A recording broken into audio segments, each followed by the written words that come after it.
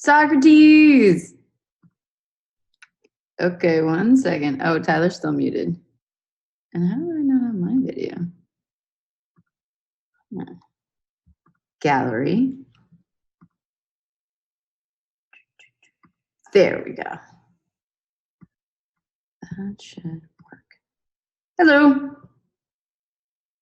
You're muted. Wait, I can unmute you. I'm a dictator. All right, you're live. Hey, everybody. If you remember Socrates.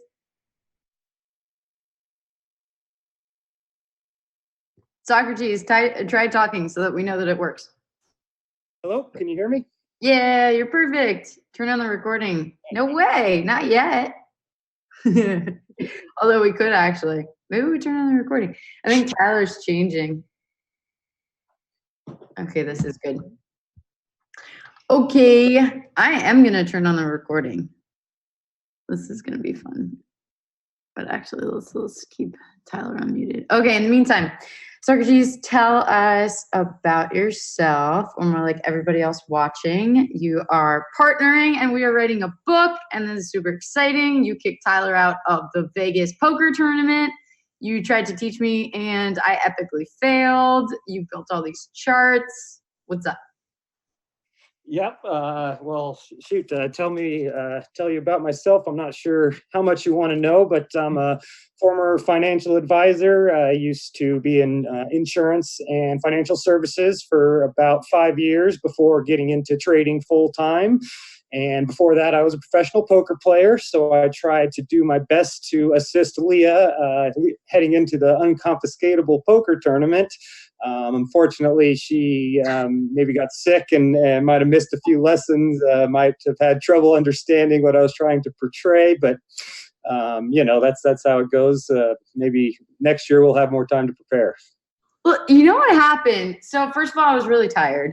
I'm gonna say that. Second, so there was someone at my table who I will not name, and he was a very drunken Irishman. Okay. And yeah, and so his poker face, lack thereof, just by being drunk and going in on almost everything, was like I couldn't determine like if he ever actually had a hand or not. And so I went aggressively all in on pre-flop, and he actually had a hand. He kept calling everybody's all in, like it was just, I got bested by the drunken Irishman. And you know, actually, who went all in with me, or not all in, but almost, is Ben Peterson, who ended up winning the whole thing. So it like we both me out too. By him. Yeah, he was the one that knocked me out as well. I think I finished 11th, and he was building up his chip stack there and took me right out right before heading to the final table and winning the whole thing. So I guess if we're going to lose to anyone, we might as well lose to the winner. I know, Ben's awesome. What was the hand? And yes to coins. Oh, there's Tyler. Okay, now I'm going to start the recording. Great. Bing, bang, boom. All right, part 3. We got Socrates. Welcome, Socrates. Thank you very much. I really appreciate you having me on, and for all the nice words you've been saying about me. It truly means a lot. I don't mean any of them. I mean all of them. What I want to do getting started here is I knew we were going to run out of time. I apologize for messing up so many of those charts. Most of them are unimportant from this perspective. Hyperwaves are real. The bigger the hyperwave, meaning the big indexes, the more important they are. I showed you the Japanese index, the Bitcoin index, and the NASDAQ index as examples of 3 that I lived through. The one we are talking about now, these individual stocks are fun and they're interesting, and you can do very well with them as long as their superiors are taken into account. And that's why the last year and a half has been so important, because it appears there could be a turning point on these very large indexes breaking down. If so, all of the ones and the twos and the threes that we're looking at are going to fail. Many of the threes are not going to go to fours, fives, and sixes. They're going to become part of 15 percenters. There's not a lot of threes, but there are some that might be fours. There might be some that are fives. We've got things like Netflix, Amazon, Apple, but those are peripheral to the big indexes. Start with the big indexes in your thinking about hyperwaves. Think about those things that are most related to the macroeconomic issues.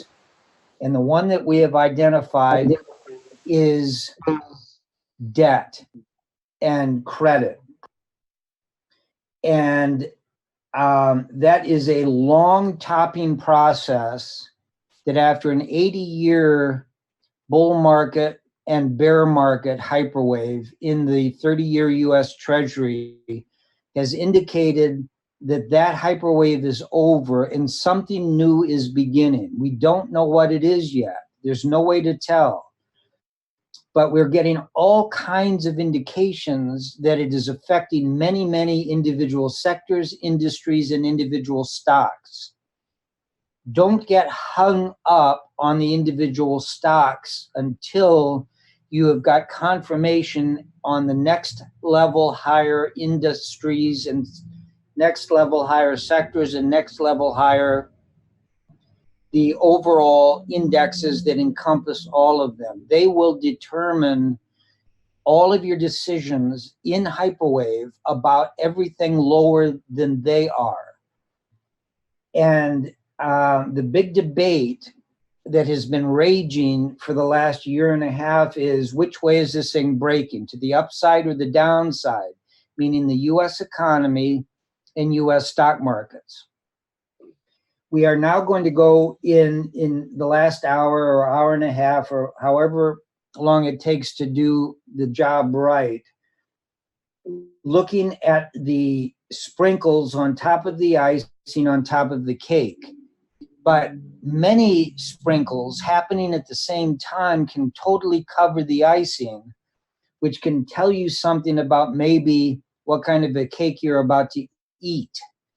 And therefore, going right at the micro level, as we are doing on these 14 or 15 stocks and another 50 or 100 that we've identified, it's very critical for us studying hyperwaves to get a sense of what they are doing, to give us a clue of the next bigger and the next bigger classification of importance of the securities. So I'm going to turn this over to Socrates. He's going to bring up the charts that we were looking at yesterday with their phase lines drawn on as closely as he and I have been able, along with help from a lot of other people in the research group, to draw. And believe me, within that, there's a lot of debate. As you look at individual stocks, where phase lines are drawn and when you need to shift them becomes a matter of debate and opinion. What should not be of debate in your mind any longer, that these things are real, they are very powerful, but there are other technical tools to help you make decisions at all levels, the smallest level, the stocks, the next biggest levels up, and all the way up to the indexes, which will help us over the next year, 3 years, 5 years, 10 years, have a real clear sense of where investment dollars should or should not be. And with that, I'm going to turn it over to Socrates. All righty, thank you very much. So yeah, just the first point that I wanted to make is after learning hyperwave theory and seeing a bunch of nice charts and seeing Tyler kind of go over them, it can seem like it's pretty darn straightforward and easy to do in real time.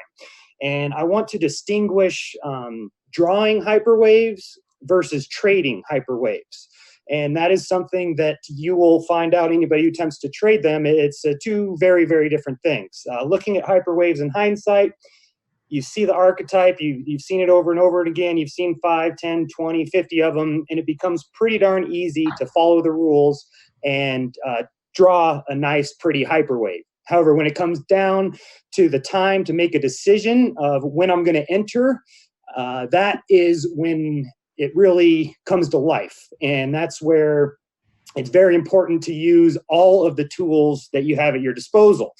And I have found there to be a handful of tools that I think work, complement Hyperwave better than anything else. And just a little bit, I guess, about myself and how I found Tyler was in 2017 when I was getting really into Bitcoin and altcoins. I was looking at a lot of charts, looking at long-term charts history, and seeing this repeating fractal, this repeating bubble, Wall Street cheat sheet type of move that just was repeating itself over and over and over again.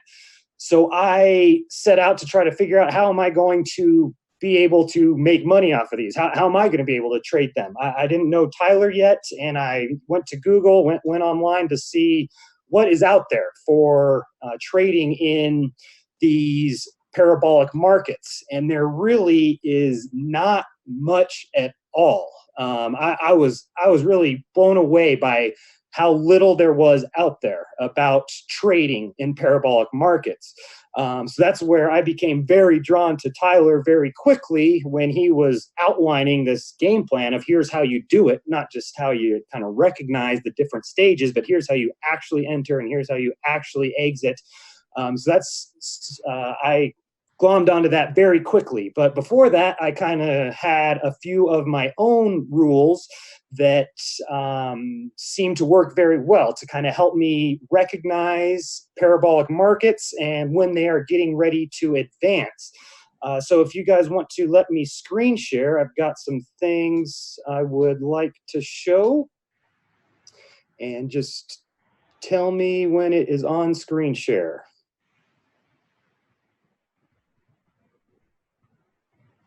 Am I sharing my screen? Nope. Not yet? Not yet.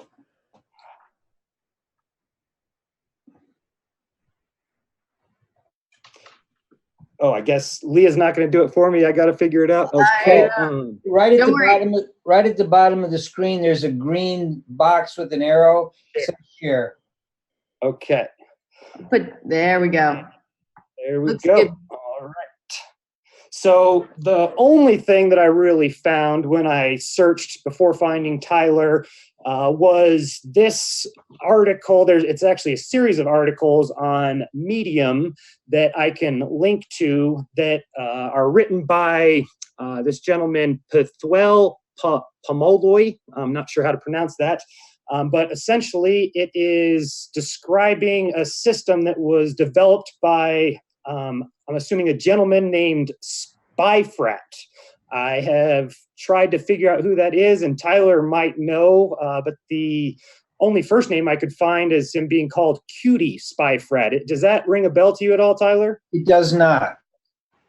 All right, yeah, very interesting. So I'm not even sure who this is, but this seems to be one of the only other systems for trading in these type of markets. And I think it can be very useful.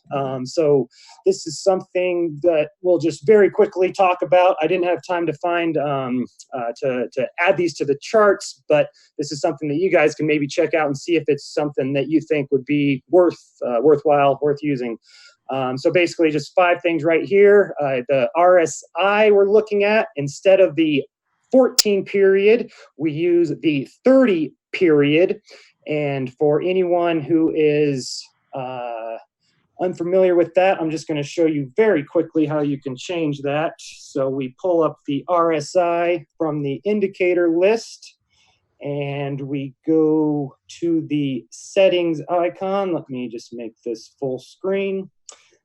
Click on that little gear right there. And then we can come over here and type in, instead of 14, we type in 30. And I always just kind of change the color just so that I know which period I'm looking at. So instead of the 14, we're using the 30-period RSI. If 30-period RSI reaches 70 level, stock is in parabolic status. However you want to define that, you can start to study, does it happen in phase 3? Does that happen in phase 4? This is something that you just might want to start checking yourself and seeing what does he mean by parabolic status. The best setup is when both weekly RSI and daily RSI reaches 70 level with the weekly RSI value greater than the daily RSI. So we've got, say, the weekly at 75, the daily at 70 would be the ideal setup. And this is meaning that the RSI enters parabolic status first before the daily.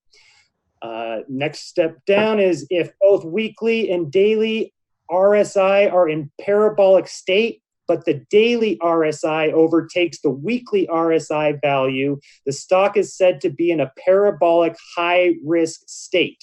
This signifies that the stock is at high risk of a major correction, what they call a paraburst. So to me, that is phase 5. And this can maybe help us identify when we are in phase 4 versus phase 3. If it's in parabolic high risk state, to me, that provides confirmation that this is a phase 4 move.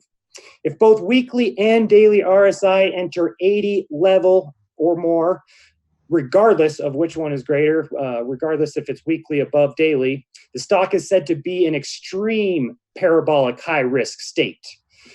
So basically, that's just a quick outline of how to potentially adjust the RSI and use it more effectively in parabolic markets. So that was the first thing that I wanted to cover really quickly. He also goes over a full trading system in terms of how to trail stop losses. He uses an 8% trailing stop loss. So anytime that it gets into a parabolic state, he feels confident that it shouldn't retrace more than 8% without it entering basically a phase 5 move. So this is something that I find very interesting. He also uses the 10-period simple moving average as a trail stop loss. And he doesn't believe that that should be violated, that there should be a close below that and the parabolic move should be over if it does. So this is something that is the only other thing I've really found that starts to help us understand how to trade in these markets outside of what Tyler has been teaching us. So next, I wanted to just briefly talk about the podcast that I was on with Tyler. I went over one of my primary indicators that I had kind of come across myself to help me understand when there was a parabolic move occurring or advancing, and that was by drawing these horizontal support and resistance lines and waiting to see when it did not come back to test. So since that's already out there and I already spoke about that, that's for free on YouTube. Go ahead and go find that. I didn't really want to rehash that because I've actually got an even better indicator that I have never shared with anybody else. And I feel like now is as good a time as any.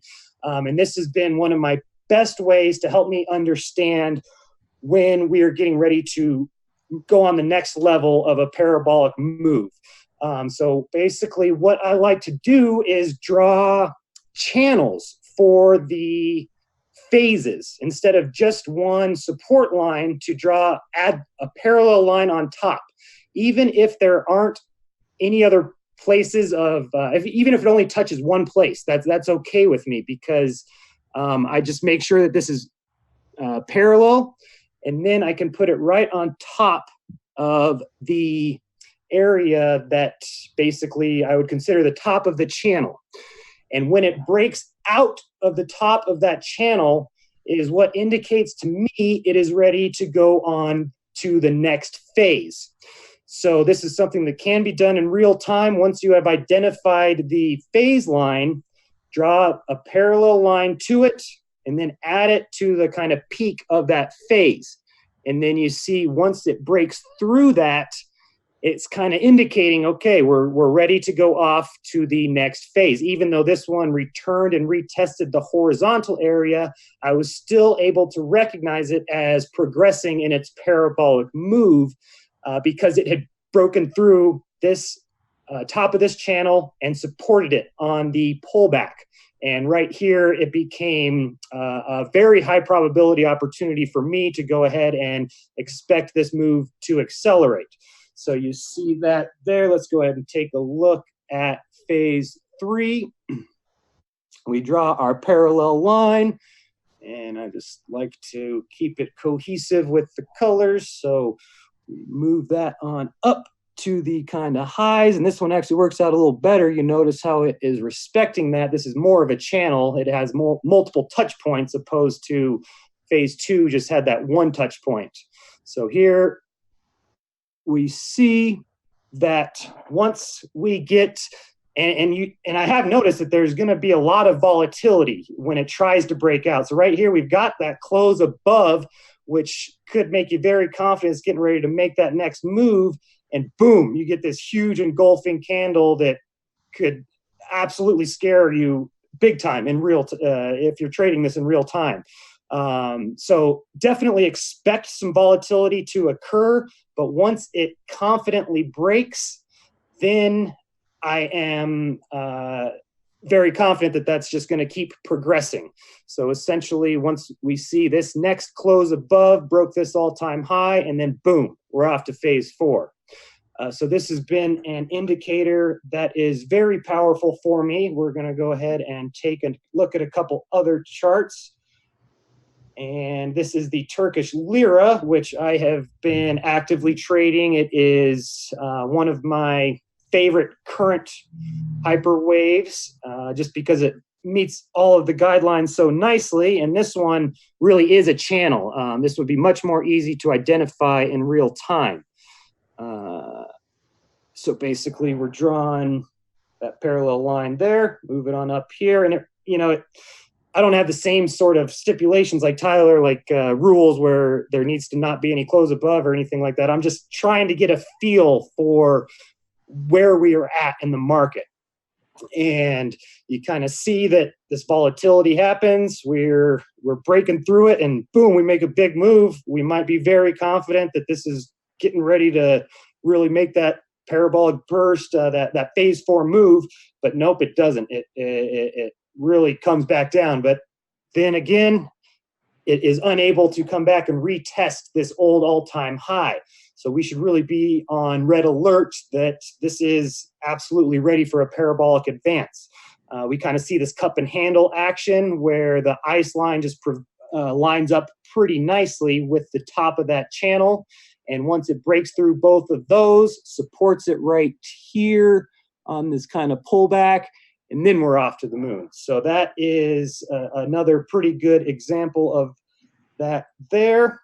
And then trying to take a look at some charts in real time to understand how this could be applied.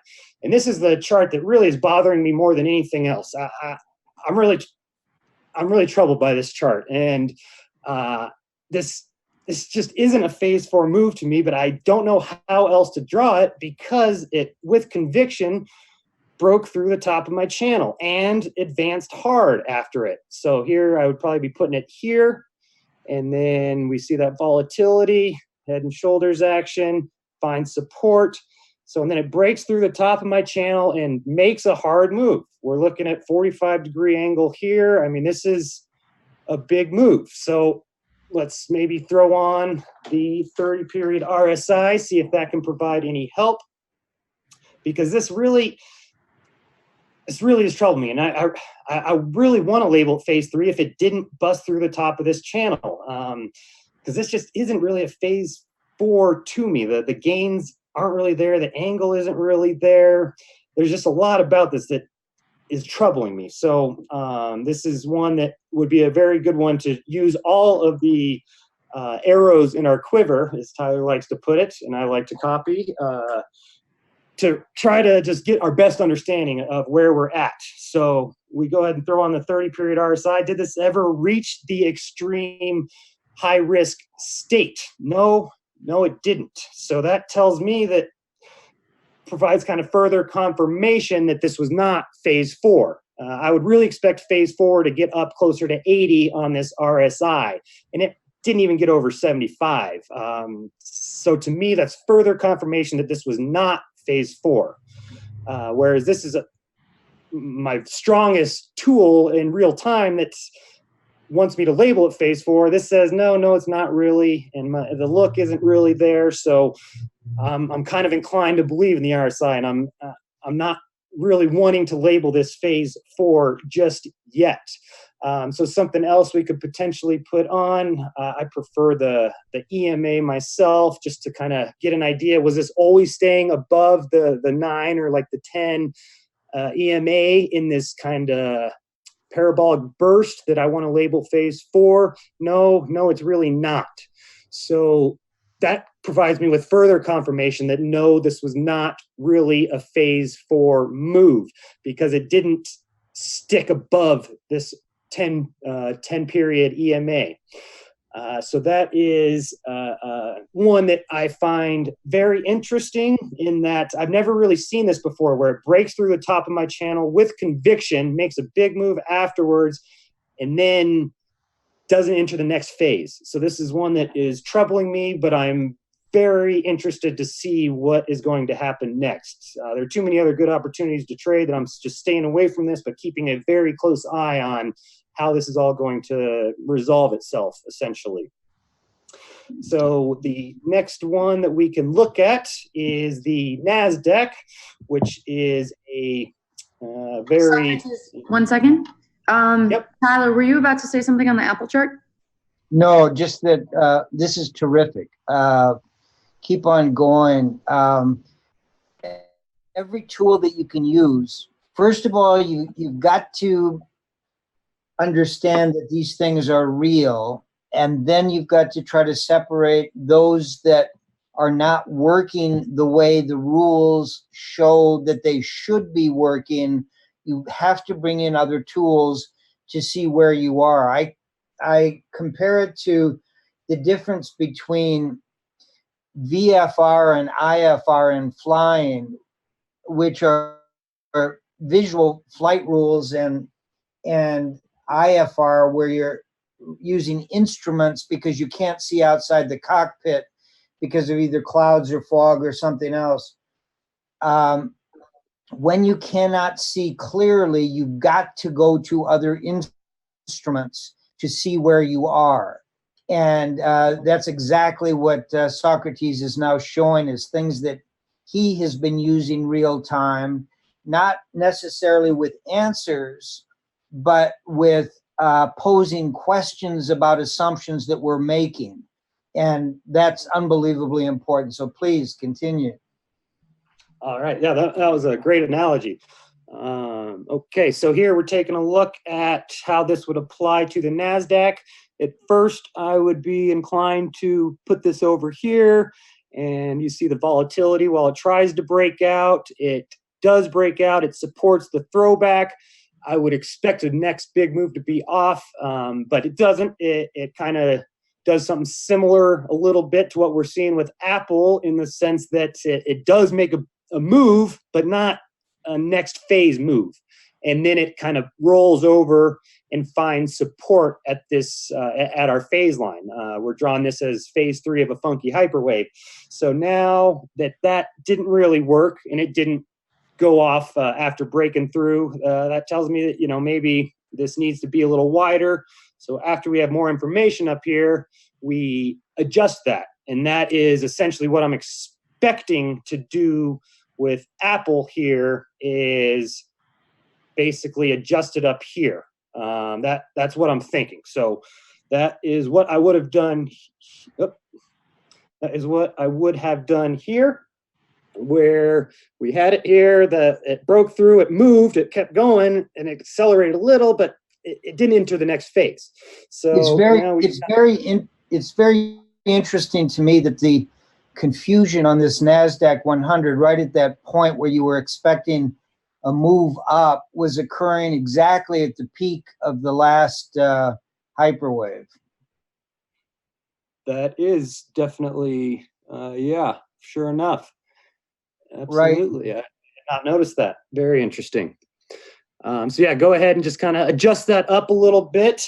And then this is what I really like to see here, it kind of worked this time where we struggle. There isn't that much volatility. It breaks it, supports it on some red candles, and then boom, it accelerates to the upside. And also just kind of interesting to note that it did end up finding support at the top of that channel. So if we just think of entering the next phase and how support becomes resistance, this is something that I really, really like to see. On this big sell-off, it could have easily come back down here at a minimum.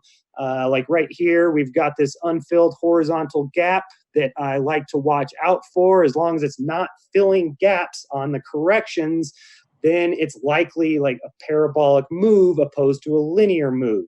So this is something that is really, really interesting me in the sense that it got through the top of the channel here, and then it supported it on this big pullback, and then basically seeing this V bottom, this huge, huge bounce off of an area that not only didn't fill this gap, but also turned resistance into support. So this is a very interesting chart to me, and makes me very confident that we are going to potentially enter phase 4 in the major indices. And I would wait to say that until we make a new all-time high. If this comes down, finds support here, and then takes out this all-time high, I will be very confident that that is an indication of phase 4 coming on. Of course, I would want to confirm that with everything I have found useful in the past. So we would take a look at the 30-period RSI just to see if it's given us any confirmation or any reason to be wary. And we see here, never really reached 80, kind of confirming that that wasn't a phase 4 move, which never really looked like. Let's go ahead and take a look at the daily. Just because that is something that strategy takes into account, and it's still way down here. So basically what I am watching for is for this to break through all-time high, for the weekly 30-period RSI to break 70, and then the daily 30-period RSI to follow. If that happens, that's going to be a very strong indicator to me that we are in for the next leg up, the next phase, the next angle, whatever you want to call it, and I will be betting big myself. So that is something I've been keeping a very close eye on as of late. Something else that really interests me. Would you draw the phase 4 on that NASDAQ chart from the bottom of your channel back in 2016 through this new low? From the bottom of my channel in 20... Right there. Would you draw that? If this makes a new high, that's exactly what I would be expecting. So let's just kind of see what kind of angle that creates. And it's not, yeah, I mean, that seems like a pretty, and we could even make that a little more pronounced based on that close. Let's go ahead and put that there and connect to the close here, or that's the open, that's the close there. So that, to me, it's not quite a phase 4 angle, you know, like compared to what we had here. That I wouldn't be so inclined to. I think what I would be looking at is a new all-time high, and then the pullback from there would be hopefully a steeper angle. If it shot through the all-time high, pulled back, and didn't retest the old all-time high, then that would be further confirmation and hopefully a steeper angle. That, to me, just isn't quite steep enough. What do you think, Tyler? I'm not sure. I'm just thinking that this pullback is hard to... The recent low is a perfect place for a phase line to occur, but if that's the case, well,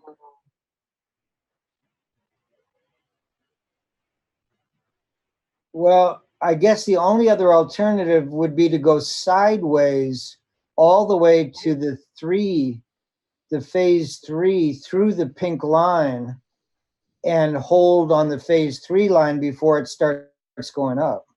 Otherwise, I can't really tell what that pink line is if it's not a phase 4.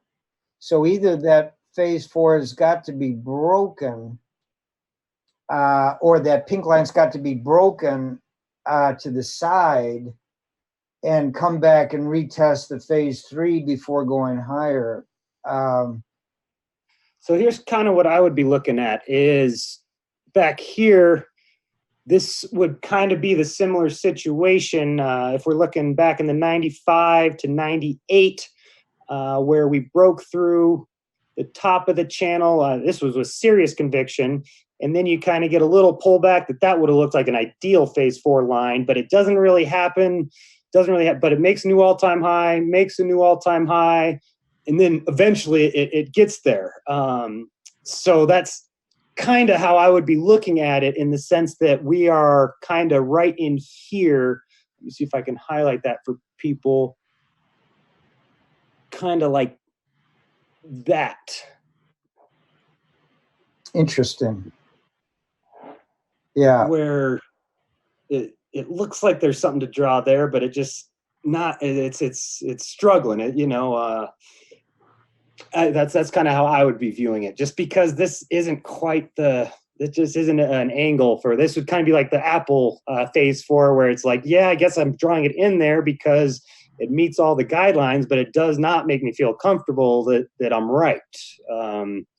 That's kind of how I would be feeling there. But going to my thought that phase changes appear at vertices or vertexes. That's why I'm saying the vertex should occur on or around the phase 3 line. And the only way to do that is either if that pink line turns out to be phase 4, or the pink line is broken and you move over to the phase 3 line so you can then get a vertex up into phase 4. Otherwise, you've got an enormous space between the vertex between 3 and 4. Tyler. Yeah. Question from the live chat or chat. Right. Maybe it doesn't have to be a perfected vertex.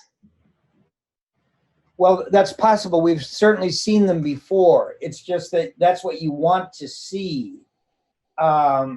Otherwise, well, this is such a weird one anyway, because you've got a nested hyperwave back there a long time ago, and now you are clearly in something new. But the question is, what is it? Is it actually a hyperwave? And because that phase 3 line has got so many touches against it, that looks really good. So if you were to, so where is your vertex for a phase 4, unless it's out in 2022 somewhere before it really takes off? Let's just say you go straight up from here, directly up.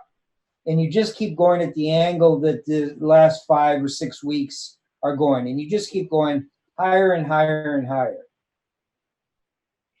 Yeah, so I was never, until I attended your workshop in Vegas, I never considered the vertices as that important. So that was never something that I paid attention to until recently. And it sounds like they're very important to you, and I have absolutely started to pay much closer attention to that. And to kind of try to answer that question from live chat is, I think of it as a spectrum of on one end, we have the most perfected hyperwave that there has ever been. Everything comes together perfectly at the vertices, the angles are all there, everything happens perfectly. On the other end of the spectrum, there's like the sloppiest, messiest hyperwave that we would still consider a hyperwave. It still meets all the requirements. And on this end is going to be some hyperwaves where it just doesn't come together at the vertices. I've seen a number of charts where they don't come together at the vertices, but it fits the archetype. So like right here, in the past, I have never had any problem with just kind of drawing it like that and not having it not come at a vertice. And only recently am I starting to realize that that may be much more important than I'm thinking. So just in response to the question live chat, that's something that I was always okay with in the past if it didn't come together at a vertice and didn't hardly think twice about. And now I'm starting to consider a lot more. And potentially this will be one of those that are on the other side of the spectrum where it does meet the rules of Hyperwave, but it's not the most perfected example that we've ever seen. And like Tyler says, which really resonated with me and what's made me think about this is the more wiggle room you give yourself, the more you wiggle away from the ideal end of the spectrum, the less likely it is to honor all of the rules. And that's very important. So if you have like a really messy Hyperwave on this end of the spectrum, then I would think it's much more likely to have a phase 6 that exceeds the phase 4 high. It's much more likely to have a phase 7 that doesn't get back down to phase 1. It'll be more likely to break those rules if it's not as perfected. And that's something that definitely looking at the Bitcoin Hyperwave, that one is very perfected and what makes me very confident that it will honor the rules. Whereas in other markets, I think that, there just could be some flat out manipulation occurring or like some weird things happening that causes it to not quite meet these rules. Like, I don't want to get into this too much, but Tyler's talked about like the plunge protection team and that the government will potentially step in and buy futures when we're crashing. And if that's what's happening right here, then and it didn't really happen in the past, or it's happening more pronounced, or maybe money's getting printed, whatever the case may be, maybe there's something that happens that causes this to not quite make the most perfected Hyperwave. And if that's something did happen that affected this pattern, then it's more likely something could happen in the future, because this pattern is so powerful that there's so few things that can do anything to it, that when you do see it kind of wiggling away from the rules that we've seen work so well, that's when I would just kind of start to say that, yeah, it's still in that spectrum, but I wouldn't be as confident in opening a huge short at the top of phase 6 and using the top of my all-time high as a stop. I wouldn't be as confident in saying for sure it's going to return to phase 1. That's just how I think about that. Tyler, as a response to our wonderful Socrates in that, I'm going to evoke what our description in our webinar says, because I think that will be important to answer all together, which is just talking about this. Why does sometimes the phase 6 occur, phase 5 so violent, sometimes 7 so maniacal? And, if you can get to it, some people asking, if you could talk a little bit more about funky. What does that mean? Because everything's looking kind of crazy. What was that word you just said? Funky. Oh, funky. Yeah, right. And this is a perfect example.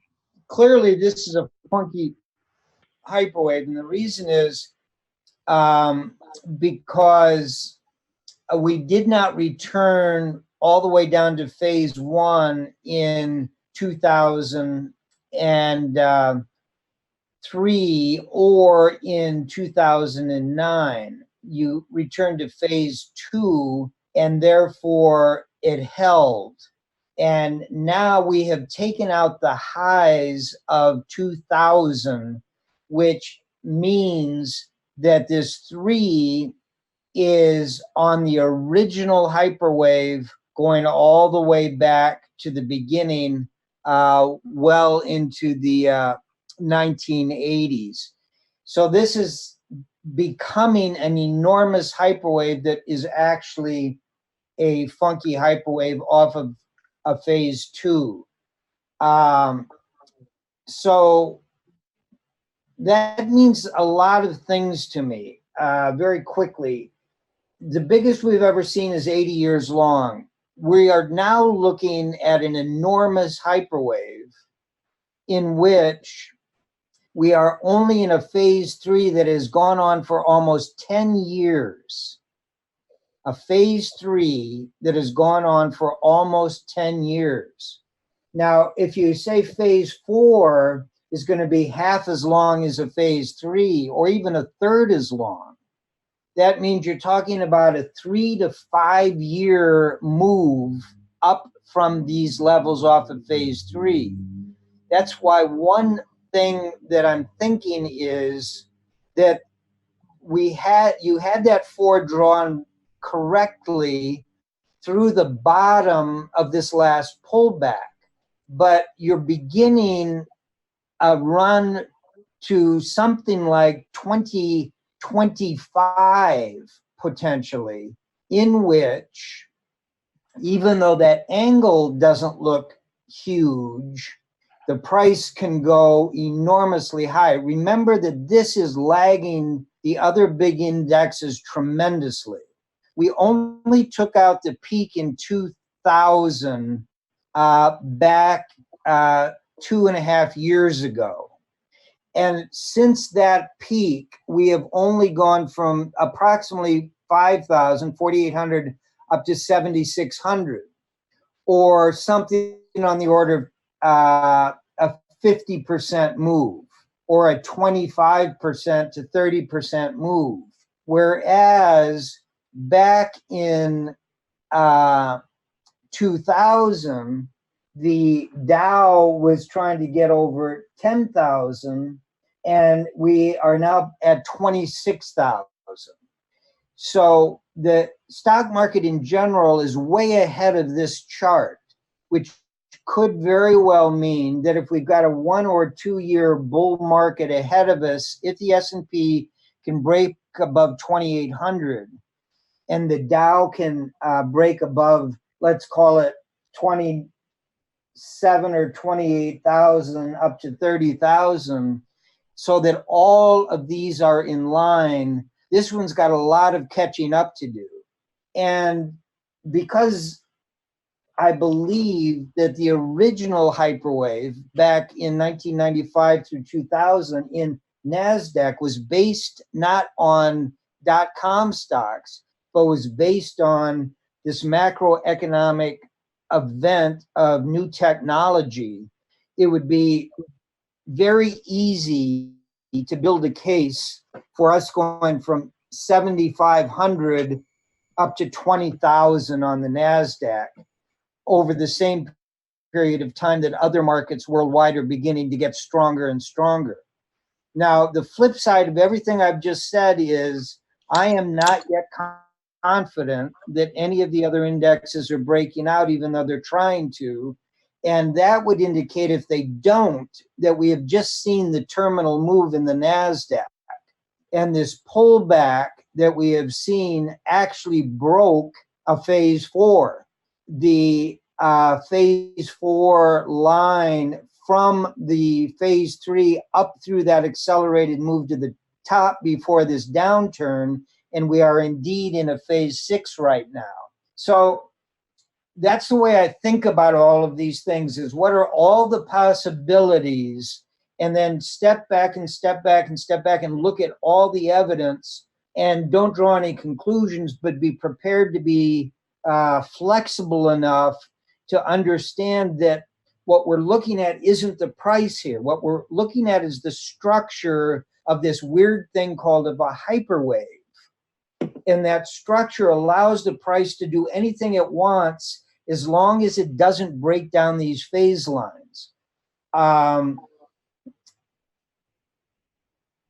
So anyway, very interesting stuff. I love it all. This is great. Did you have another chart you wanted to bring up? Yeah, at least one more, depending on how much time we've got, and at most 2 more, I believe. And you brought up a very interesting point there that I'd never heard brought up before, that I'd never considered myself, in that the length in time of phase 4 could be a function of the angle, or potentially the other way around. The angle could be a function of the time. That would be the better way to put it, in the sense that if we're expecting a 10-year phase 4, there's no way it could occur at a 40-degree angle, like a 45-degree angle. The only way that you get these violent straight up phase 4s is when they're very short in duration, Right. relatively. So if we are to expect a longer phase 4, then we should expect it to be at a less violent angle, which makes it more sustainable. That's something that is very interesting, and I had never considered before, and makes me feel much more comfortable with drawing the phase 4 like that. So that was a great point. So definitely wanted to just take a look at the S&P. Basically, with the Bitcoin, I was going to show how I used to draw before understanding how to draw phase lines. I was always looking for parallel channels. That's what this is expressing. No need to go into that very much, but essentially anytime you see a parallel channel type of formation in a hyperwave, I think it's something that is very important to pay attention to, because breaking through the top of that could have some big implications. That in mind, let's take a look at the S&P. So this is one where we originally would have put it here. It kind of broke through, didn't really advance, struggled along it, was turning it into support, but didn't advance at all. Came back down, found support, and then here we go. It broke through in 2017, and then it looked like, okay, here we go. This is looking like a phase 4 move to me, very much. And it didn't. What basically, we broke through, we advanced a lot, we came back down, we retested, we didn't even. Excuse me, I'm sorry. I would have moved it up after this. Didn't really work out. So now we can kind of see that it broke out hard, came back, retested, kind of wicked below, but closed above, tried to break down below, failed to do so, and then goes on to create a new all-time high. So when I was describing how confident I would be in the NASDAQ, basically, that's what happened here, and it didn't pan out. So just keep that in mind, where we break through with conviction, turn it into support, and then also kind of leave some gaps in price where we don't come back to horizontal, and then we make a new all-time high. When this happened right here, I was telling my family, my friends, everyone, that it's time to get in and get in big, because just like I'm seeing with the NASDAQ, we break through that, turn it into support, and then make a new all-time high. That's all the confirmation that I could expect to have. So let's take a quick look at the 30-period RSI. And here we go. What is this going to tell us? And it kind of confirmed, in the sense that we did get up to 80 here. We're ready for a parabolic burst continuation, is how I'm seeing it. We're up at 80 on the weekly at the beginning of 2018. And beginning of 2018, looks like the weekly was above the daily, at least for a period of time. And once it did get over 80, that is parabolic high risk. We've got this move. Let's go ahead and throw on the that kind of 10 period, and we do see that, yes, you see how it was just the whole time. We have one close below it, which could have gotten you. But basically, this is what I'd expect to see in a phase 4, where you have a short-term moving average or exponential moving average that the price continues to stay above and support. So here, this really did look like a phase 4, but it didn't get anywhere. I mean, the returns were nowhere near what you'd expect to see in a phase 4. So this is one that it's just really interesting to me, in that it kind of it doesn't support the rules that I have grown to believe in a lot. So basically, for this to get up to 80 on the daily and the weekly, I would have expected a 2x gain. I mean, from when you go into phase 4, you're really going to expect to see a 2x gain or more from the phase 3 that you have. So that's where this is just very, very interesting to me, in the sense that everything looks and smells like a phase 4, except the return. You only go from, let's call the phase 4 starting kind of here. We're at about 21 up to 28, what's that, 30%, something like that. That's not a phase 4 to me, but everything tells me that it is. So that's where, going back to my original point of drawing hyperwaves versus trading them in real time, it's easy to draw them. After this webinar, every one of us is going to be able to go through some charts, recognize a hyperwave, and draw it. But when it comes time to put your money to work, that's when this really, comes to life, and the black and white rules become very important.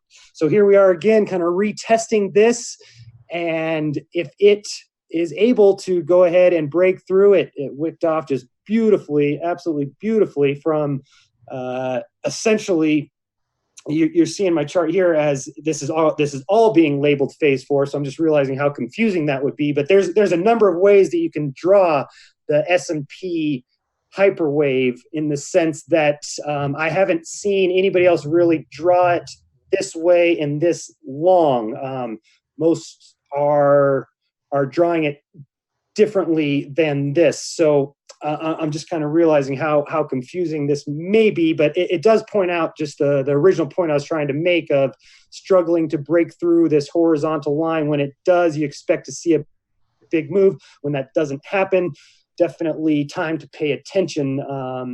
Can't really draw many conclusions here, other than if it does create a new all-time high back above this, it's going to be in a very, very interesting spot. Again, one that's maybe not on the most perfected end of the spectrum, but we learn the most from the ones that are on the other end. Once you can distinguish the messy ones that still are hyperwaves, opposed to the ones that are very close to hyperwaves but aren't, that gray area is where we really improve our understanding. And then if we still have time, I just wanted to go through a practice trade, basically a trade that I just opened to help to show people how I calculate leverage and how I am willing to go ahead and put my money to work. If we've got about 10 more minutes for that. Yeah, let's do one thing really quickly.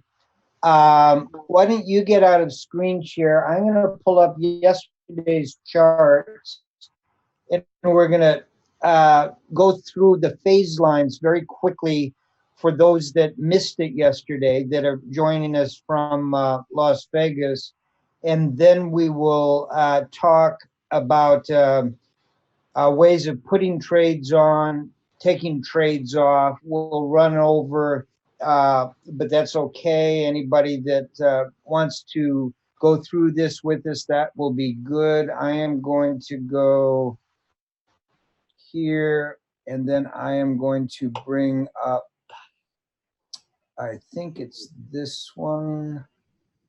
Let's just give it a shot. Yes. Okay. And then we are going to go here. Okay. We are quickly going to go through about 14 charts, the same ones I just went through over in TradingView, but these are charts where we have drawn phase lines. This again is AES Corporation, and this is a clear phase 1, which is not a hyperwave, but you are interested in it because of this breakout. Now, sometime in the next months or years, this could develop into a 2, 3, 4. Right now, all you know is we have a very long period of time, almost 10 years, 9 years, and now a breakout above a horizontal trend line. So keep that on your radar. Here is LRCX. And anytime you want to jump on in here, LRCX is Lamb Research. We pulled it up looking at various ways of looking at it with Consensio, but here is a long phase one broken in 2016, phase two pullback. Even though we've gone much, much higher, we've gone from 60 to 230, almost 240 in a phase two, which means this thing could be enormous. It is not a hyperwave. You bought it because of the breakout and the pullback of a phase one or a horizontal trend line, and now it is lining up to maybe be building a phase two. That is LRCX. I want to take a look at this one, which also is a phase two that we looked at yesterday and said, well, we could have drawn it here. We could have done, this is the right way to do it. Price is not determining the phase line. The phase line is determined after a vertex with multiple pullbacks. You might have gotten excited and said, well, maybe a phase three is beginning, but this proves that the phase two line as originally drawn was still correct. Now the question is, has a phase three started from this vertex up through something that's going on here? Too early to tell, but very interesting. Obviously, if you bought the breakout of a one, you don't care. But as it develops, you get more and more interested in, is it taking on hyperwave qualities? Or am I simply going to ride it and get out either using stop and reverses or the sequential trading system or Consensio or moving averages or all the other tools available to you? For now, this is an interesting two that is going on for a very long period of time. Here's one that looks like a three, which is Kimberly-Clark. No, this is 3M. Where did Kimberly go? There's Kimberly. That's the one we were just looking at. Kimberly was there, and this one was AES, and this was Lamb, and this is Kimberly. Very long one, broken. That's why you buy it, not because it's a hyperwave, but because maybe something's going on, the pullback, something is going on. What's going on with three? Are we starting a three? Too early to tell. Here is one that has started a three, which is 3M. And it's very interesting. You bought it because it you jumped above a long phase one or a horizontal line, which you can't call a phase line until you know that something else is going on. A pullback gives you this two. At the vertex, you get a three, and 1, 2, 3 touches after the vertex. Now it's come over to it, but hasn't taken it out, come down to it, hasn't taken it out. Looks to me like it's still on a three. Big company. This is a nasty pullback.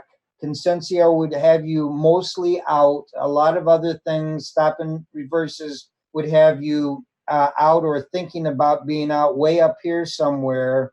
But to me, it's looking like a hyperwave. Now, what I said at the beginning of this segment was that all of these are going to break down, all of them, if the stock market rolls over here. If the S&P cannot continue up, if the NASDAQ chart we just looked at cannot continue up, and they roll over and they go to lower lows, then all of these things are going to collapse. Therefore, you've got to look at the big things as your... Could I ask you a quick question on that last chart? Of course. So you mentioned that Consensio would have gotten you out, and I do apologize, I missed some of this morning, so I'm going to have to rewatch. So if you already talked about this, just go on to the next. But when will you go, when you're trading a hyperwave, when will you start exiting due to Consensio, and can that potentially help us understand what phase we're in? Because we know that phase 4, we will use following the rules of Hyperwave. If it's in phase 4, we're always going to get out before Consensio tells us to by using Hyperwave, right? But here it seems like Consensio would get us out while the Hyperwave is still intact. And to me, absolutely, I would be inclined to disregard Consensio there. What would you do? Yeah, I wouldn't. I would use Consensio or stop and reverse points as a place to get out. And if you can buy back in near the 3, that's what you want to do. You've got huge room when you get these big moves up off of the phase lines. Remembering that the phase lines are not affected by the price. Therefore, if price wants to do stupid things and go way, way above a phase line, use shorter term tools to at least take profits. And maybe if you're really gutsy, buy puts down back to the phase line. And if the phase line breaks, you have got your stops right below the phase line. So the phase line allows you protection, and you assume it's going to hold. But if you get too far above it and you've got techniques that you like, such as Consensio, that will get you out clearly, because moving averages are going to roll over very quickly. Maybe it's just going to get you out 5, 5, 5, 10, and maybe 25, depending on what's going on. But you're taking profits, and you're looking for, oh my gosh, there's a floor coming up here. Maybe that's where I'm going to re-enter even before Consensio. I wouldn't do that. If Consensio is continuing down and stop and reverse are below the are above the price coming down sharply, I'm going to, because I've got money in cash, that's where I want to be all the time, is in cash, unless I've got overwhelming evidence that I want to risk that money in some asset class. Well, that's exactly what this is when you get pullback. And that's the way you play above a hyperwave phase line. When the phase line is broken, then all bets are off. You clearly are going to respect a weekly close below the phase line. But we haven't even gotten to 4 yet, so you don't want to assume that this is one of the 15% that will break that phase line. You assume it's one of the 85 that's not going to break the phase line until you've got a 4. So the other question is, could this be a 4 coming up here? And we don't know that yet. There's not enough evidence in, but it could be. And this could have been a 5, a 6, or working on a 5 and a 6, and then something else. Too early to tell. But what isn't too early to tell are these other remarkable things like Consensio or stop and reverse points or sequential systems that you look for the 9s. And when you get a 9, you expect a 1 to 4 pullback. And if that pullback becomes more than 1 to 4, you just stay out of it until you've got more evidence. So that's the active part of what we wanted to make sure everybody heard. Great question. Okay, yeah, same thing. Yeah, that was a great answer. I just wanted to, I guess, kind of try to sum it up that that it's the most conservative option. And I've left some money on the table there myself, being too confident in the hyperwave pattern. But if you've got these tools like Hyperwave and Consensio, once one of them tells you to get out, take the most conservative option. So I think that's exactly it. On the other side, on the other side of the trade, looking for a bottom, like on Bitcoin, you don't do that. You don't do that. Hyperwave tells you to stay in cash, so you don't try to speculate against it. Because speculating against a major trend when the Consensio is going down, when stop and reverse are going down, when Hyperwave is going down in a phase 7, when everything is negative, you don't go against that trend. When everything is positive and you've made money because you've made that move out of cash into this thing, now you want the first chance to get out of it. You look for any reason to get out of it. And if that reason is way above what you know is going to turn out to be support, this is a great example here, which is a biomed, where if you had gotten out using stop and reverse or consensio or sequential or anything up in here, you're sitting fat in cash as this is going down. No assumptions, sleep at night, and then lo and behold, it actually holds right on the line. So this is where you put the cash back to work with stops right below the phase 3 line. This is where you buy calls with stops right below the phase line. And then if it works out and this thing keeps going up and you go into a 4, great. You're in a position. So perfect question at the perfect time. So Hey, here's a biomed, long one. Yep. Never mind. Keep going. Go. Okay. A biomed, long one. You buy it not because of a hyperwave, but because of a breakout of a horizontal trend. Lo and behold, the 2 looks like it's going on. It doesn't last very long, but it's long enough. It goes from 2016 to almost 2018. That's a good phase 2. Phase 3, very simple. Angles up. You use some of the techniques that Socrates just talked about these highs. When you take the highs out and you come back and you test them, you're probably ready for something exciting to happen. You do. You accelerate up. Here's the highs. You come back. What do? You test a phase 3 line, go up, on and on and on. Step by step, always thinking about, I want to be in cash. Get me out of this stupid thing. Get me out of this trade so I can get not only my cash, my principal, but my profits, and now look for a re-entry point. Okay, let's take a look at this one real quickly. This is APD, Air Products and Chemicals, which is an incredible chart. We looked at it just trying to assume this isn't a hyperwave, but now you've got building evidence that not only it is, but it's beginning to accelerate up again. This is the area using either consensio or stop and reverse points that I would respect, because you're so far above this 3. You step aside and you're sitting in cash, and this thing goes to the moon, and you should be going terrific. I hope a lot of people make a lot of money. I've already made a lot of money, but I'm not going to play with my principal or my profits unless I get a pullback to some level, or consensio begins to curve around and start back up, or stop and reverse, get hit, and therefore become support. And at that point, you then make your decision, how much money do I want to put back into this trade? Remembering that you're still way above this phase 3. Now, could this be the beginning of a phase 4? Yeah, it could be. There's all kinds of could, shoulds, and woulds, but just keep the principles simple, what you're trying to achieve.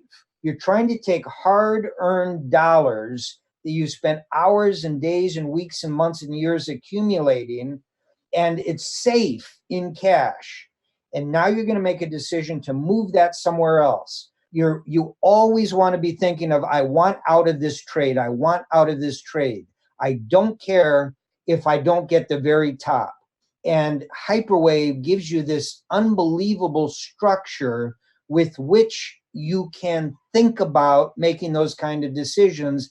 And each one of us will make a different one because of where we are, what we're doing, what we're thinking, what we like, where, what gives us adrenaline rushes. Do we want to sleep at night? What do family members think? Or, all these kind of things are individual, but the principles remain the same. I love this chart. Okay.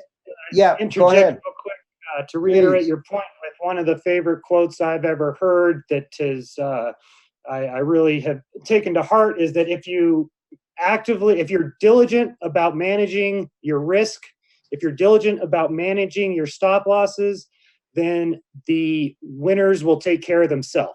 You don't have to do anything other than be diligent about managing your risk. And then once you get so far into profit, then you need to be diligent about managing that profit, in the sense that you can get into a trade where you're up a lot of money. Like you're up way more than you'd ever been before, way more than you'd ever expected, and you want to get out right now. Like you just have all this money that's right there in unrealized profit. And that's where Tyler's kind of saying, give me my cash back. I want to get out. I want to capitalize on profit. And that is very real when you're looking at these numbers on the screen that are an enormous amount of unrealized profit. And it almost can become hard to hold on to the big profitable positions when you are only focused on managing your risk, and that's your main focus. And then you get one big winners. That is absolutely going to be your concern, is not getting out too early, but absolutely getting out as soon as you are told to. That is that's a very important balance, that if you can learn to manage that, then you're going to do very, very, very well. That was just another chart I wanted to point out. Did not come together a great vertice. Here's another one, not a great vertice, but looking at how clean everything else is, that maybe it doesn't have to come together at the best vertices. Some of those charts we were looking at earlier, and one of the questions that was asked. So there are some of those examples. Absolutely, they are. This one is occurring below this price action, but it works, and every time it's proven, then that establishes a stronger belief in it. Always remember, though, you don't get demerits for redrawing a line. It's your money. Use the principles and do what you believe is the right thing to do, but be flexible on not only bringing in other tools to help you make these decisions on where you are and what you're doing. And this is probably my favorite chart of all, which is Amazon, which appears to be in a 3. A lot of people thought it was in a 4. That's a strong enough move at a strong enough angle, and that might be correct. We don't know yet. It might have started right here at a vertex off the 3, come up, and we broke it, and we are in a 5, 6, headed to a 7. You don't need to know where it is going.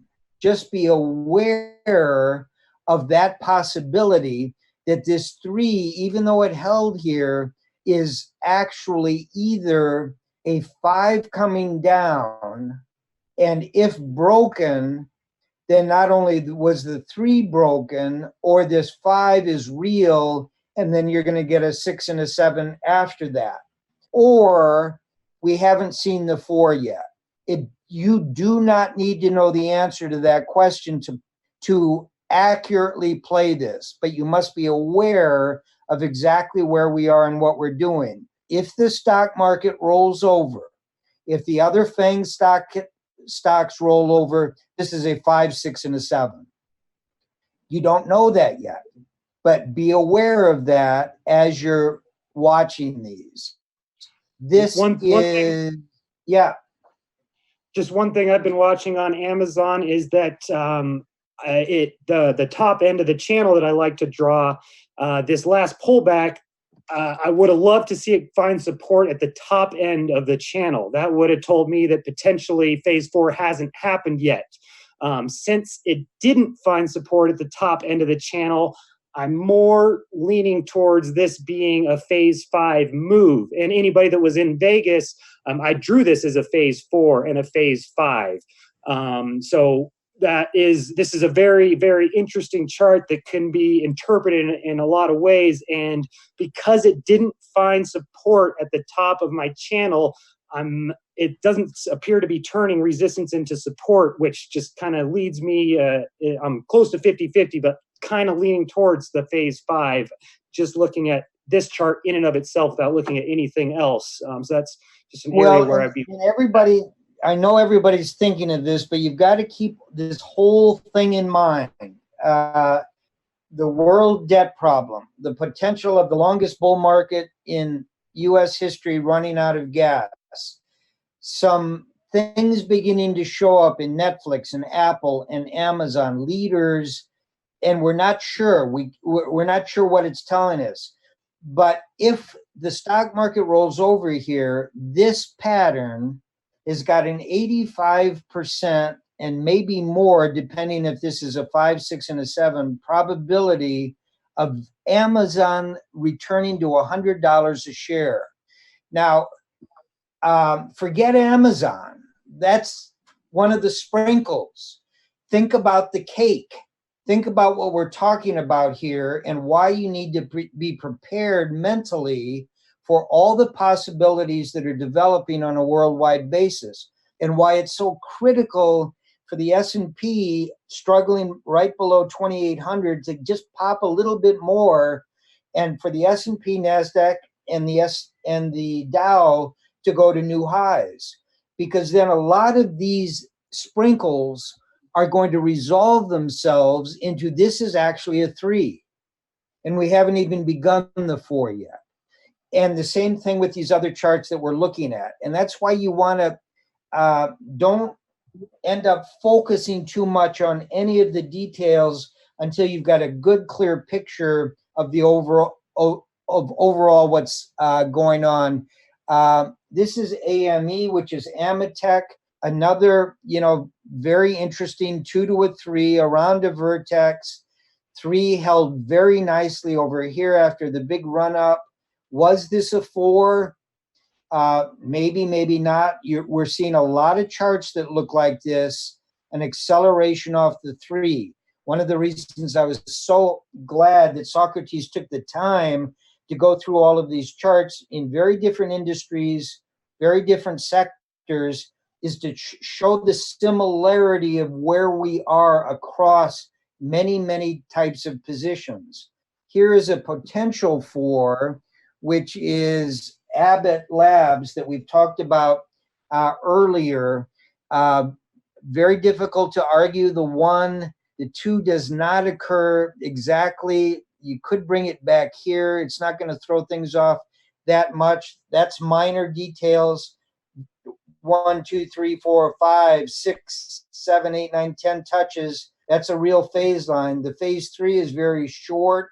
Maybe it extends up. We know that the theory is that you extend this until it's broken. Maybe this isn't a 4. Maybe this is simply an extension of a 3 that we're going to pull back to. Too early to tell. Keep your eyes on it. If it is a 4, we are close to that line, which means that you want to get out of this if you break that line, not because it's a phase 4 line, but because it's a trend line that's gone on for over a year that would be breaking to the downside. So now you go back to your stop and reverse. Now you go back to consensus.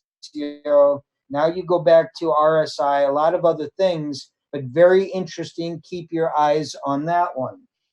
Boeing, also fascinating.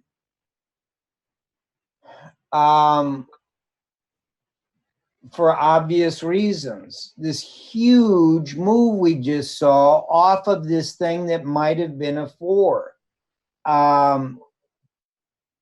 Inexplicable.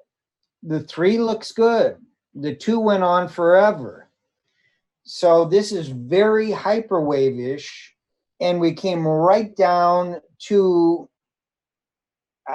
this point and this point, not at a vertex, but awfully darn close. Keep your eye on this, because if the industrials in Boeing can be started in an accelerated move, we are so far above the 3 line that this has got to be a 4. And I am a seller of a big portion of my position, regardless of what stop and reverse or anything else says. Why? Because we're so far above this 4.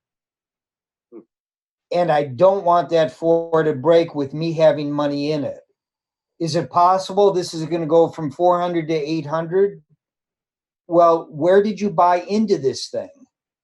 If you just bought it up here somewhere, you've got still a nice profit. I'd let somebody else play it to the upside. And a lot of people on Wall Street are jumping into it. I think it looks to me very similar to a broadening top, with either a 7 or a 6, a 5, a 4, a 3, a 2, and a 1 wrapped up here somewhere. And I don't like to be long a broadening top. I want confirmation. If we were sitting much closer to support, that would be a different question. That is not advice. That is simply an observation.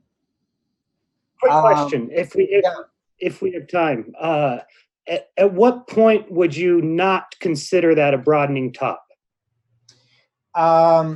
There's specific rules about where you draw stops above a broadening top. That's my Selgin trading system. And basically speaking, that's too complicated. It'll take us too long. But basically, you set up a series of stops that run for 5 weeks in a row, one box above the high that was established with either a 5 or a 7 on a broadening top. And all that means is you are sure that it's about to go down, but you don't know from what level, and you put a stop above that price and you run it for 5 weeks. And then after the 5th week, you drop it at a 45-degree angle, the stops to the downside. And every week you drop it again, another box, which if you just think of a chart paper with graphs, we used to do all this by hand so that you had all of the things. If you take a box that is a square and you move it 45 degrees down, what will happen is you draw a line across the top or the bottom of the boxes, and it's 45 degrees. So after 5 weeks of letting the top work itself out, you begin forcing it down like a stop and reverse point. And it works wonderfly well. And you can ride this thing all the way down for weeks, months, or years. Okay. Sounds like a webinar in and of itself right there. It is. We will get to that, we promise. Okay. This is very important one, ATVI, Activision Blizzard. Very good 1, very good 2. I like the 3. Sure looks like a 4. If it's a 4, then we're on a 5. If we're on a 5, we should expect a 6. If we're on a 6, we should expect a 7, all the way back down to nothing. So very important for chips, for gaming, for all kinds of great things. What's the possibility that this 3 is drawn incorrectly? We should go from this point on a vertex through this point over to here somewhere, and we're still in a 3. Possibility, keep it in mind. We just don't know. Would I be a buyer of this? I would be a buyer of this because it's so far below recent price activity, and look where it's screwing around right off of these tops. Maybe it's screwing around off of this 3. Hard to tell, but if the 3 was changed a little bit, I would definitely be a buyer off of these tops in that new 3, and then with stops below it. Don't take a big risk. You're not trying to go back up to the top. You're just saying that it's so deeply oversold that you're willing to take some money, X, and X is part of 15%, not part of 60% or 25%. This is one stock. Now, if you want to do the entire industry and you want to put 8 or 10 stocks in this sector or this industry in that bucket, then you might cheat a little and take some from the 25 bucket. But I would only be putting a small amount of money in a trade like the one I just described. Okay, let's take a quick look at this. Real quickly, could I just a little quick input? Yesterday I said in chat that chart there would be my favorite long, ATVI, out of all the charts we looked at yesterday, and it was specifically because of your analysis. And I absolutely do think that I drew that phase 3 wrong, and I absolutely do think that you should adjust it. And therefore, I think that this is kind of either way. It could be phase 5 or phase 3, and it's a great long either way. If you buy it and it's a phase 5, it should still get a bounce. And if it is still phase 3, well, then much, much better. So when I did redraw the phase 3, I was trying to find it real quick. I didn't. Maybe I'll be able to include it later. But when I redrew the phase 3, it wicked off of it almost perfectly. And then we just closed a long-legged doji, a reversal candle that I like to see. And it's close to the 200-week moving average. Falling that hard and that fast into the 200-week moving average is something that I think is a very good buying opportunity. And I'm personally okay with playing counter trend bounces. However you feel about that yourself. This was the single best long out of the charts we looked at yesterday, in my opinion. Terrific. Great input. Okay, let's take a look at Apple. We're trying to pick out very difficult ones that we know a lot of people are thinking about and overlaying it on hyperwave analysis. And here, very difficult to argue about the fact that this drop from $230 down to $140 wasn't a 5. Now, you can argue various things about this chart. The 2 is short, but remember, there's a very long time period, so it's reasonable. The 3 originally should have been drawn up this way, but when it came back down and then we double bottomed off of this new angle, that made sense, particularly when this came back down right to it and gave us a vertex. And that vertex then moved up. There's problems below the phase 4. We had breaks of it, including, it looks like, at least 1 week. Is that a close below it on a weekly basis? It shouldn't be, but it might. I did miss one yesterday. I don't think that is. I think those are all wicks. Okay. I'll double check. Yeah, that would be interesting. But other than that, if you're sitting here today and you're in cash, first of all, if you're sitting in Apple, you should have gotten out. Why? You were way above the phase 4. And therefore, you should have used Consensio or stop and reverse to get you out. If you didn't do that and you're still in, you should have had a stop below the phase 4 line. If you didn't do that and you're still in, now you want to think in terms of, is this a 5, a 6, and a 7? And in that case, how far is the 6 going to go? You have gone halfway back up to where you should have gotten out. So thank your lucky stars that if you're still in, you got half of your potential return from that point back and start scaling out of this.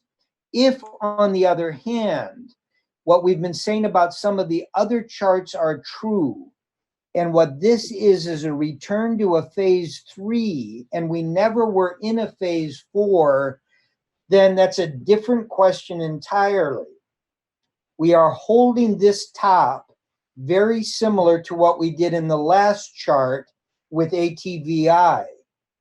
And that's interesting to me, but you want to be interested from the outside of a trade, not interested on the inside of a trade, trying to figure out how to get out of a problem. Get out of the problem and reassess. Save as much as you can if you've made wrong decisions, like the 3 up here being stop and reverse, Consensio, breaking of a phase 4 line that had the potential of being a phase 5 break. So this is one of the ultimate of important stocks in the tech area, which could tell us that the NASDAQ is not breaking to the upside, but to the downside, that the FANG stocks like Amazon are not breaking to the upside, but to the downside. This might be another example that has gone a little further than the other ones. So many options open to you, but you need to be on top of it, not behind it.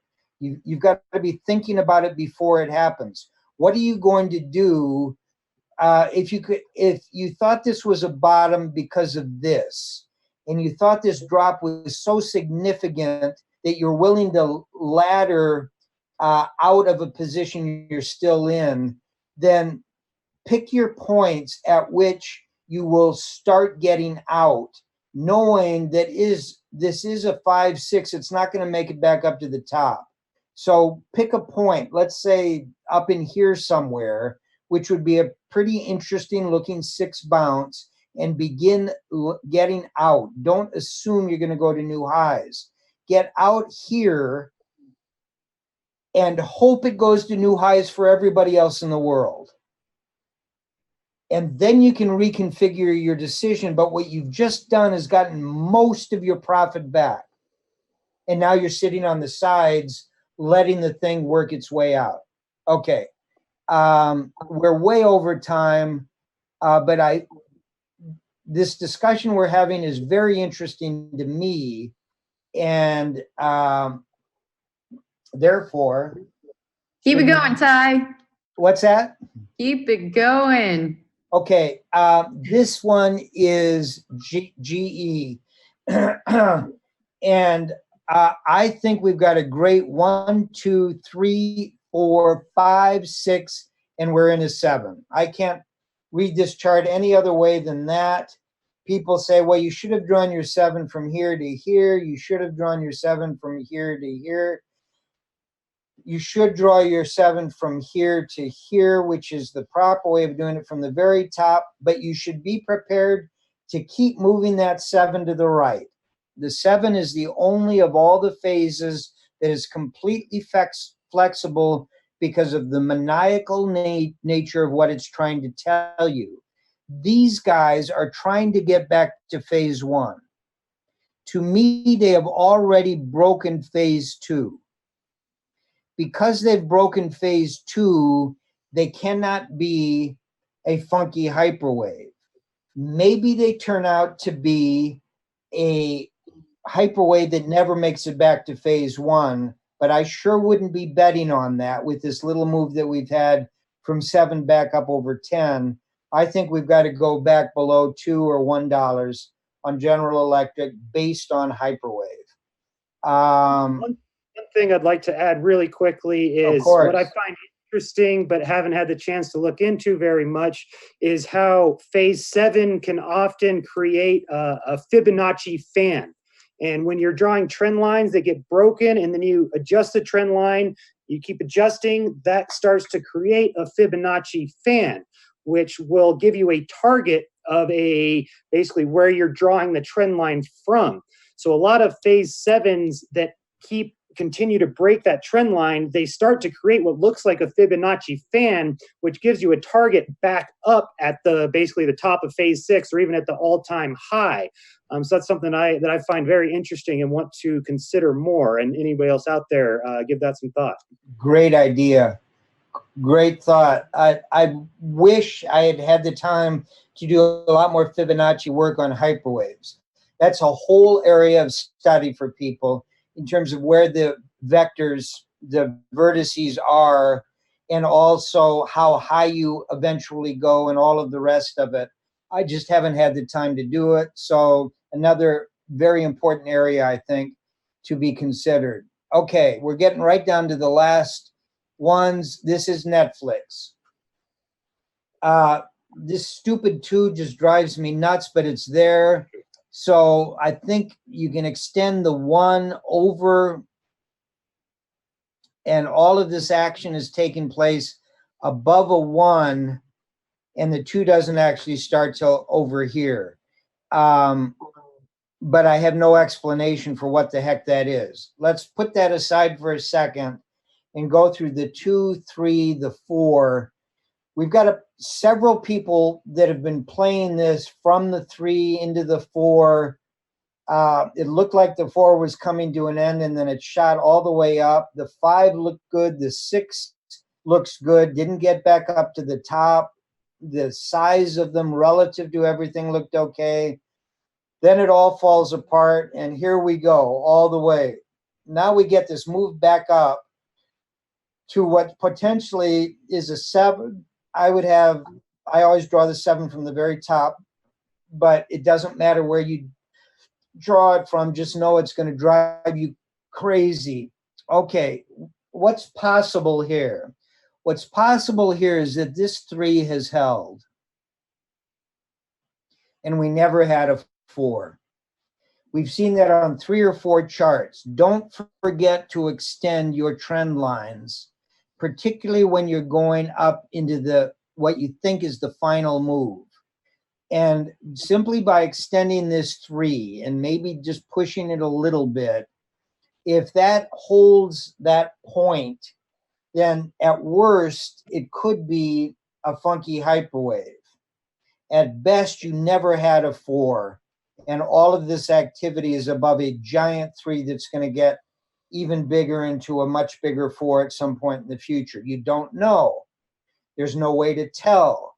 But just be aware of that fact. If we start dropping now off of this into some kind of a move that takes out this low, it's all over. This is a 7 and it's going all the way back down.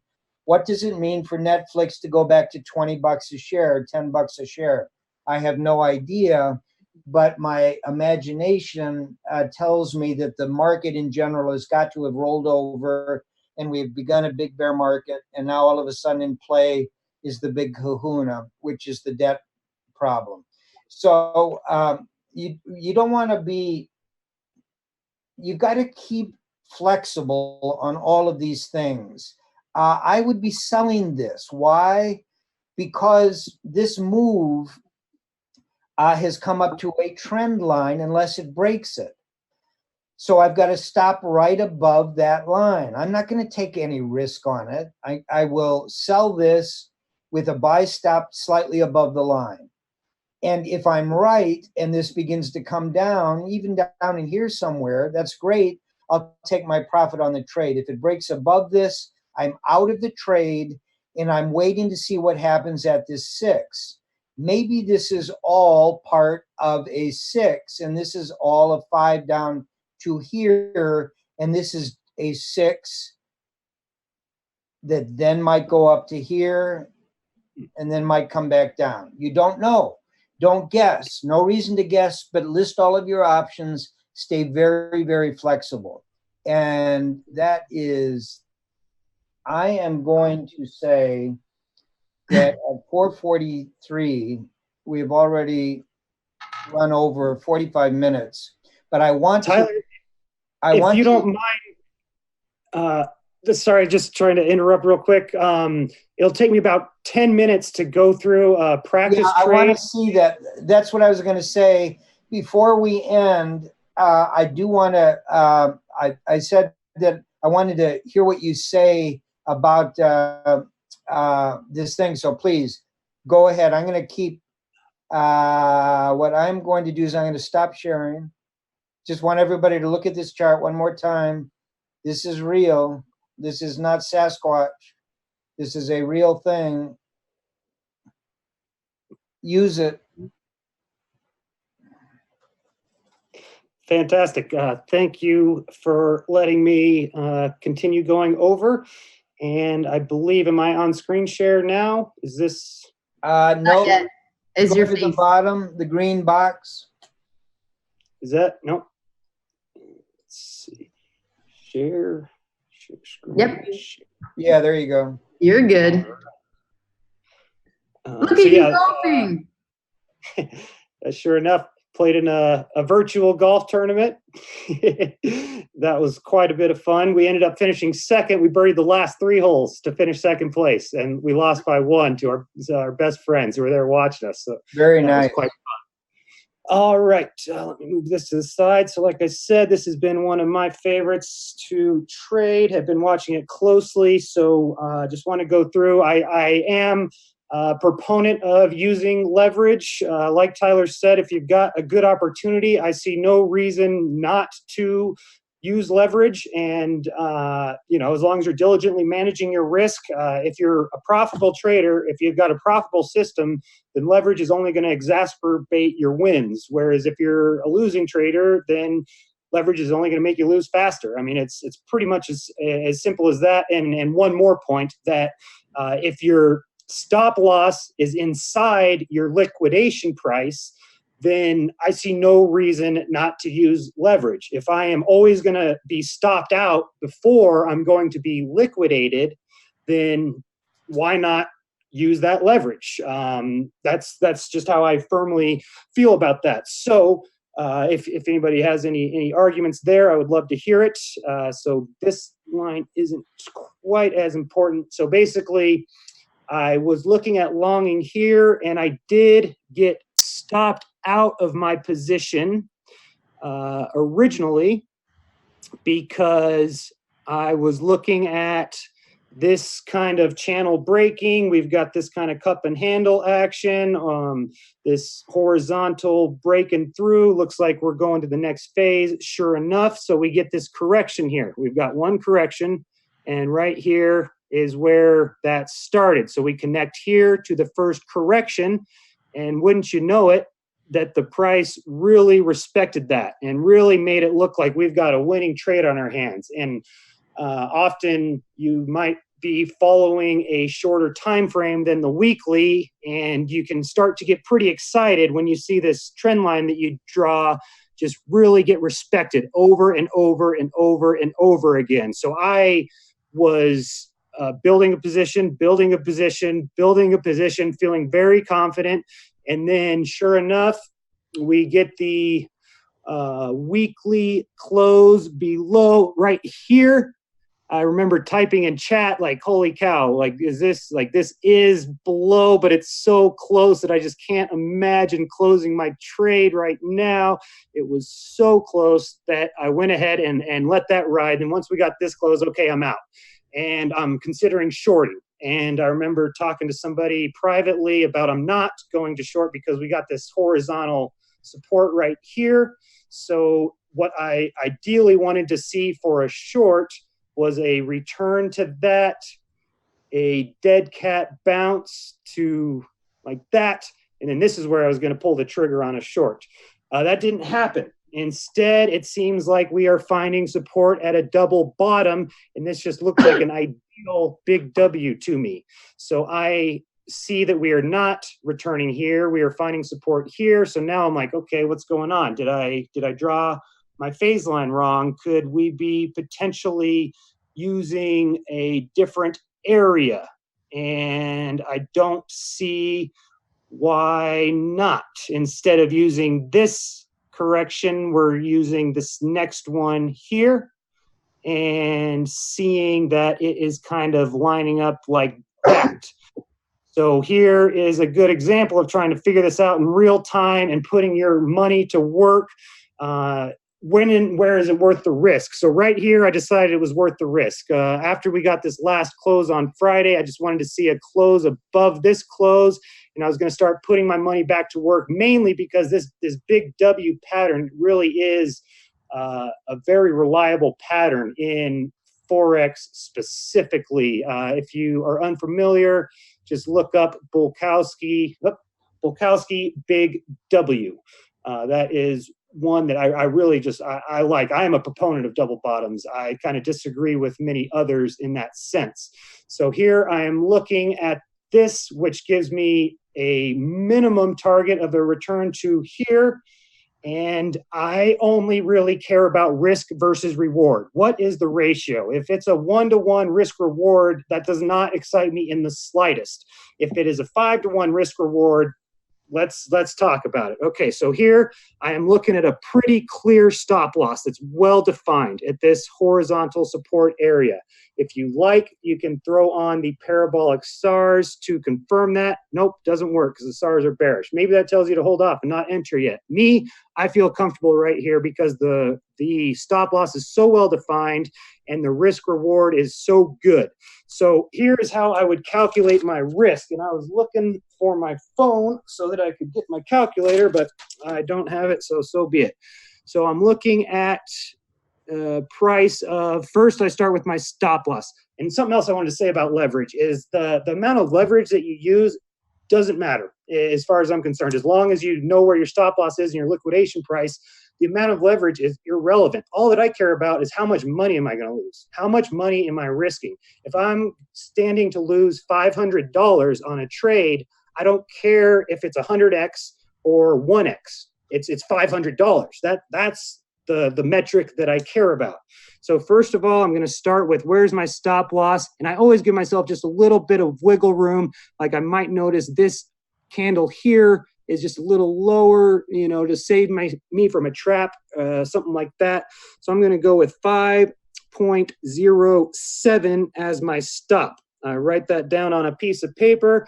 Next is what is my entry? So right here, I was waiting for this close. 5.26 is my enter. Write that down on a piece of paper. 5.26 minus 5.07. We're going to have to bust out my calculator on the computer. So let's see what we got here. We already heard enough about the golf. This will just take a second. Okay, calculator. So we've got the entry price at 526 minus the stop loss of 507. That's 19 cents. Divide that by the entry of 5.26. Our risk is 3.61%. Okay.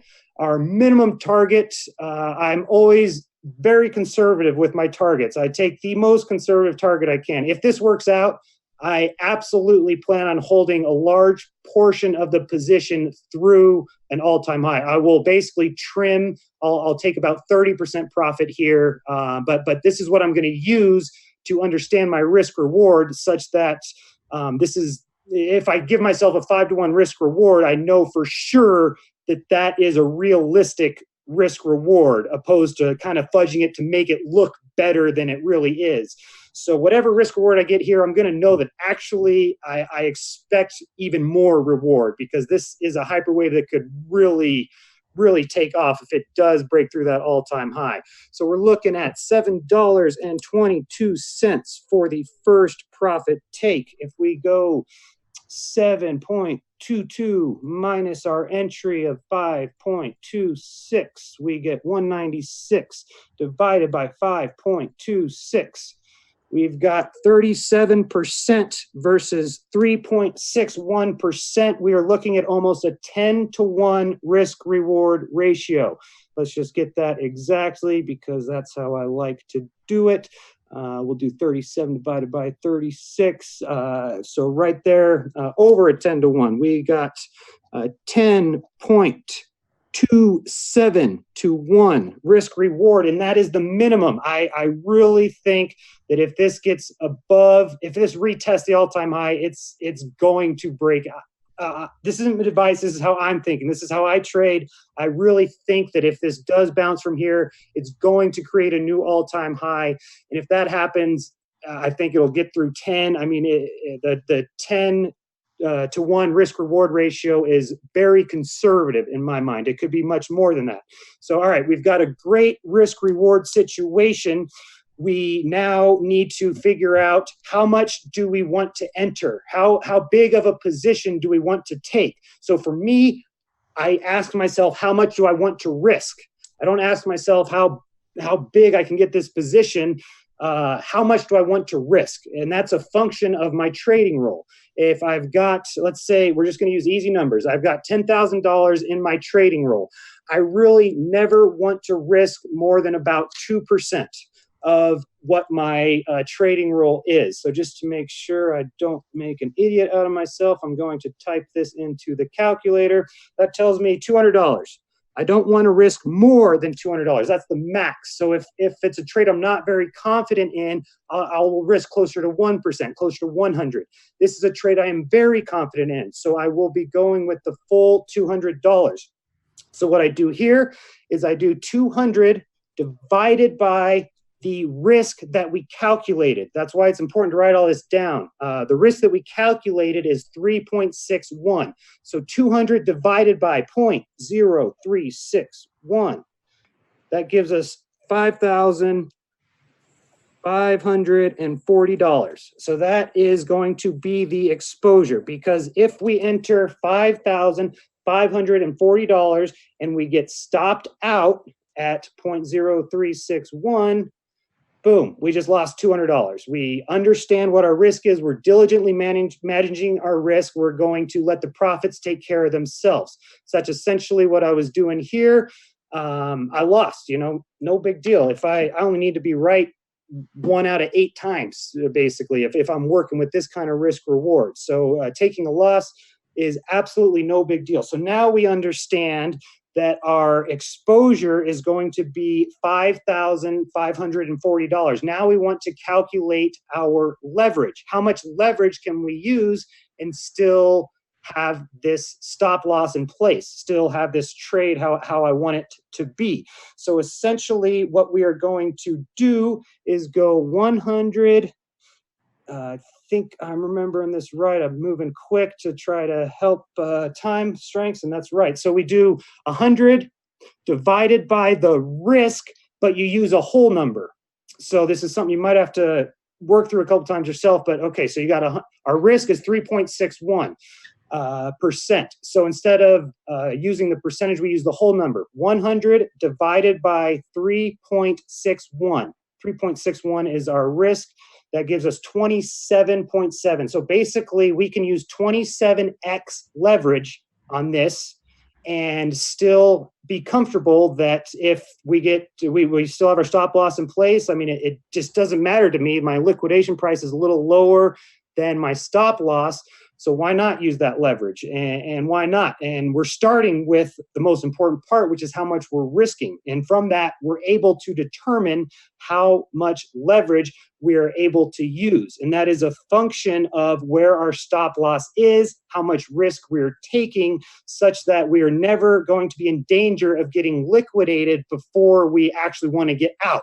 And that is something that you can use in your favor, such that if there's slippage, you aren't really a victim of it because you're getting liquidated. Essentially, you're minimizing your exchange risk by maximizing. I want my money in my control, in my hands. Even if I have my money on a regulated exchange, I feel kind of uncomfortable. If shit really hits the fan, I want my money in my hands. So I really like to minimize how much money I have on an exchange. So those are the two benefits of using leverage, whereas most people are thinking about maximizing their exposure. I'm thinking about minimizing my risk. And if you start from that, if that's your starting point, then you should absolutely utilize leverage to your advantage. And that is everything that I wanted to go over there. Terrific. Very interesting. We should probably do at least a whole vlog on that, where we could slow it down and use a number of examples. But I've followed it, but I've been doing this for a long time. Some other people might have had a little trouble with it, but I don't think so. It was very clear, very interesting. I agree completely with what you want to do is you want to worry about the risk side of the equation, not the reward side. The reward will take care of itself. Everybody's a genius in a bull market. Everybody makes money. That's not the problem. The problem is at what point do you get out and how do you know what to do? So thank you very much for that. I think, Leah, it's time for us to answer some questions if we've still got some people and some questions. Pretty much no one's capped out yet. Wow. You guys are insane. You want to go, for another 6 hours? Thor's asleep, but I'm not, All right, let's do this. Guys, I hope you don't mind. I'm going to take the latest ones, guys and girls in the attendees, the most recent ones first, just because I think just in case they're going to be most relevant. So throw more in if you'd like, but we have 43. Ready? Wow. Yes. Okay, cool. Sure. Please comment on using options use in trading hyperwaves. Yeah, absolutely. We won't go into all the strategies, but just know that what I was saying, each person is different. Each person has a different way of doing things.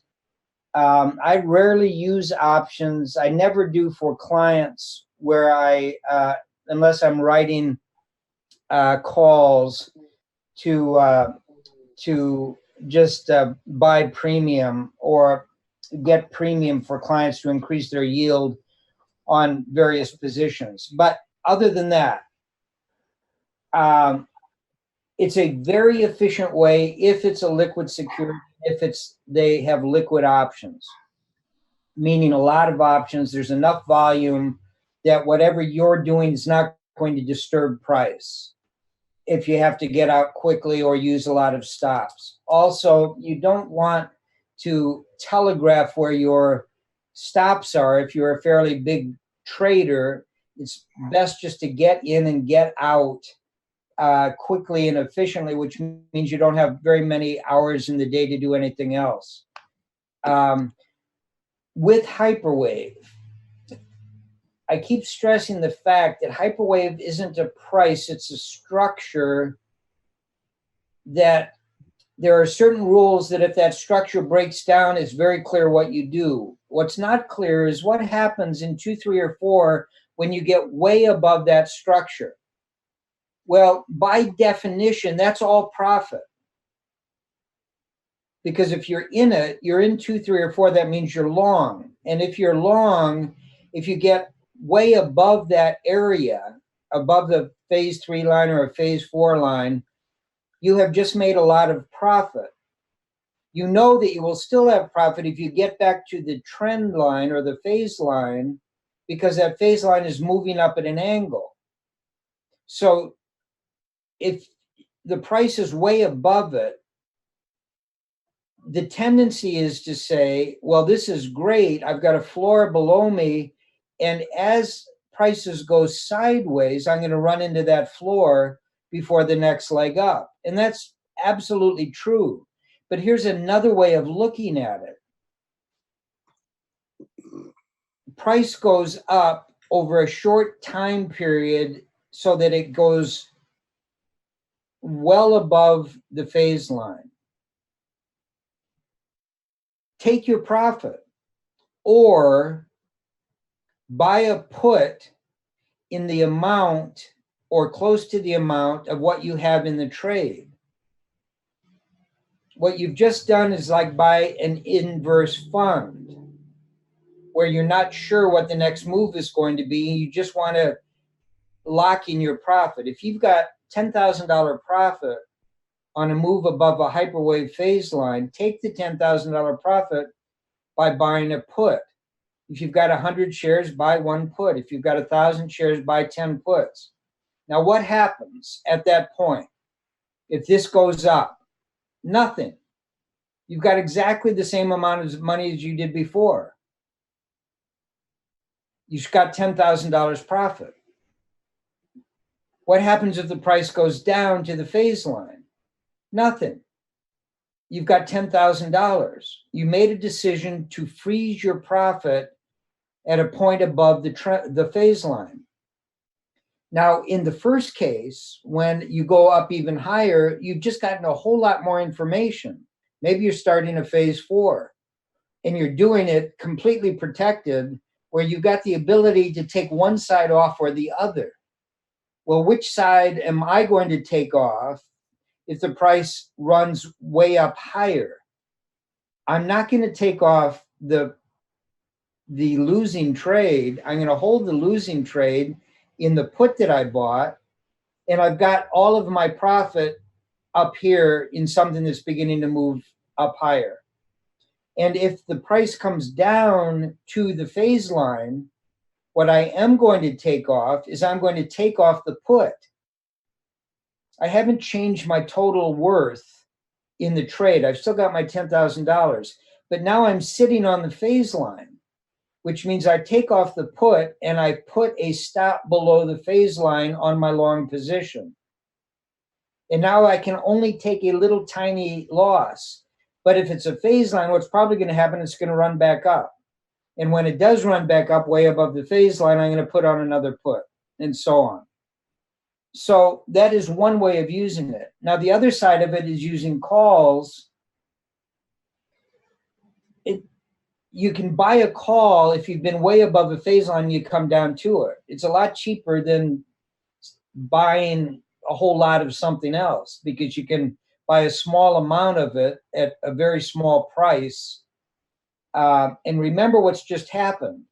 The price has just dropped down, which means the premium on the call has gotten lower and lower and lower. So you're buying a call cheap against a phase line. And as it goes up, the premium will expand, and you're going to be able to make a profit off of it. So you can use either puts or calls just themselves very, very effectively in hyperwaves at all levels. Off of a phase one, since that's not a hyperwave, but it's breaking above a horizontal trend line, that's a great time to buy a call. Now, if you've had a big run up from a bottom below the phase line, the premium has gotten very expensive. If you keep bouncing up under it, the premium diminishes, and so any break of it, you're paying a minimum of premium. Why would you do that other than buying a whole lot of shares? Well, the answer is because you're using up a whole lot of your money. Test it out first and see if you don't take a run and then pull back to the horizontal trend line. And then you can start accumulating shares. You could have sold the call after the run up, sold the call expecting a pullback, and either buy another call back there or start accumulating shares if it starts moving up again, because now you've got proof that you've gone from a horizontal trend line to some kind of an uptrend. You don't know it's a hyperwave. So in each one of the waves, different things are happening. A 2 is not yet a hyperwave. You just don't have the probability on your side, so you treat it differently than a 3 in terms of using option strategies, or a 4.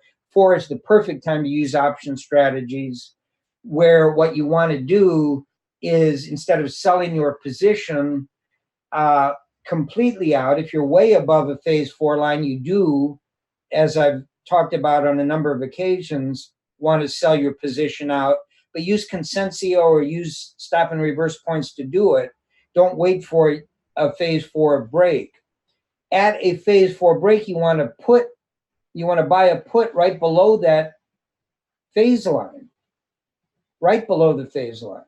It doesn't cost you very much money, and you're going to be able to protect anything you still have on the long side to a certain extent by holding that put in what could be a 5. And then a 5 to a 6, there's a different way of looking at it. We will do a whole vlog on option strategies with hyperwaves, for hyperwaves, but it's a great question. Last question on it. How far out should you buy the option? Completely depends on premium. We've got a bunch of people that are playing hyperwave type of moves, and they go out very short. We've got people that only go out to the end of the week. You know, they play the Friday option expiration. But you can buy leaps that go out for 2 years. What better than when you go from a phase 2 to a phase 3, and you have just gone from a 1 in 5 chance to an 85% chance of success of buying a leap out 2 years. Why? Because the phase 3s last a long time, and then you still got a phase 4 to come, and only a 15% probability you're not going to get that phase 4. And you're sitting on this cheap thing, and you've got 2 years to go on it. Cheap meaning you've got to watch the premium when you're buying it, but something that has not been moving. A phase 2 is not moving very much. If you see a vertex occurring with the possibility of a move up, that's a great time to put on a leap. A leap just stands for a very long maturity option. And you can do leaps that are calls and leaps that are puts. So it's just the time element of it. So that there's no rules on that. Everybody has got to pick their own strategies, but use the hyperwave as your framework to figure out those strategies, or talk to option specialists about, I'm interested in this, how would I do it? And we will do a vlog just on that. We're piling up a lot of things that we need to do. We've got a webinar that we've promised people that we're in another webinar. We didn't get to everything, and everybody gets to hear that webinar free that paid for the first one. but we haven't done it yet. And we've got a lot of other things going. So, but we will get to that. People have been asking about option strategies, not necessarily with Hyperwave, but in general, we will try to tie the two together. Why the tolerance for 2 phase 2 lines on Netflix? Why would you want to consider it as a Hyperwave in light of it not having the archetypical phase lines? Well, because of all the things we've talked about over the last 2 days, that each one of these things is different and there's no such thing as perfection. You've got an archetype, but an archetype is perfect. You know, all of the angles come together exactly right and the lengths are about average for all of them. But in real time, you've seen us over and over again with examples that just don't quite make it. They don't fit. You've got to think about it. You've got to, but then when you get tests along a line, that line becomes valid. You've just got to be prepared to do the right thing at the right time by thinking about it. And that takes time and experience. But most of these are pretty simple things. Remember that the bigger they are, the more probable your success is going to be, and more perfect hyperwaves they will be, because there's so many elements that have gone into it. In the Dow Jones, you've got 10 sectors and you've got 30 stocks. In the S&P 500, you've got 11 sectors and you've got 500 stocks across all kinds of industries. If that thing is in a hyperwave, it's going to be much easier to chart than Activision Blizzard, or even a big important company like Amazon or Apple. There's going to be, remember that's an important part of these last 2 days, is the hierarchy of what type of a hyperwave you're talking about. And the more illiquid and the smaller and the more volatile something is, the crazier the hyperwave is going to look at various points. The closer it is to really talking about major economic importance and shifts, the more it's going to act like a typical hyperwave, and everything in between. Yesterday, I asked you a question and you said you'd get back to it today, which was actually Socrates' question. Which of the charts that we looked at today would in hyperwaves, or actually just which of the charts that we've looked at are you most interested in investing in? And someone in the chat actually then changed it to the safest investment out of those 15 charts. Or both. I wouldn't limit myself to 15 charts. I will play hyperwaves in the 15% of my bucket in individual stocks. So pick out 15 of them and put 1% in each one of the 15. In investing, I'm interested in investing in the indexes and maybe in the sectors with 60% of the money. 60% means that if NASDAQ is in an uptrend, I will have 20% of my assets in that one thing. And if it's an ETF or a mutual fund, I'm just buying one security with 20%. I will put 20% in the Dow, 20% in the S&P, 20% in the NASDAQ as 60% of my portfolio, meaning my client's portfolio that I'm managing money for. I won't do that with any of these stocks. I'll do 1% or 2%, but I won't put more than 15%. I have consulting clients that will put 100% in one trade. They'll put everything they've got into one trade, like a lot of people did into Bitcoin. I don't do that. And I don't recommend that anyone does that. So I'm not going to pick out one of these and say it's my favorite, other than to say that I'm not going to try to play a 4 or a 5. I want to try to be in a 3 if there's a bull market. If Consensio says we're in a bull market, if the stop and reverse is below it, I want to pick out one of those stocks that's in a 3 after verification, not what it's doing, but what the bigger thing above it is doing. And then I will pick out the one that looks the cleanest. I'm not going to try to figure out how much is it going to go up or anything else. I just want to ride that hyperwave in that individual stock. And maybe if I really love it, I will go 2 or 3% of that 15% bucket. So maybe I'll end up with 5 individual securities stocks that are in hyperwaves. And maybe 3 of those will be on the upside. It does not make sense to me to be playing both the upside and the downside, meaning 2, 3, or 4, and at the same time playing 5, 6, or 7. That's why I don't like Netflix, because nothing else was breaking down. Now all of a sudden, other things are breaking down. So now, if I'm interested in playing 5, 6s, and 7s, I'm going to start with my 60%, then go to my sectors, and then I'll pick out a couple of these fun little ones and try to hit home runs with them. Because you're not going to get this percentage moves on the big indexes as you will on hyperwaves on these smaller things, even though Japan, the Nikkei, was up 40x. So hyperwave gives you plenty to work with without getting too tied to this thing. Now,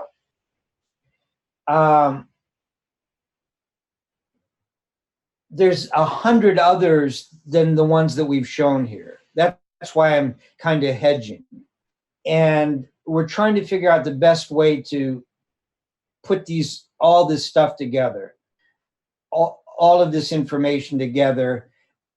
What we picked out for you aren't the best hyperwaves to be investing in.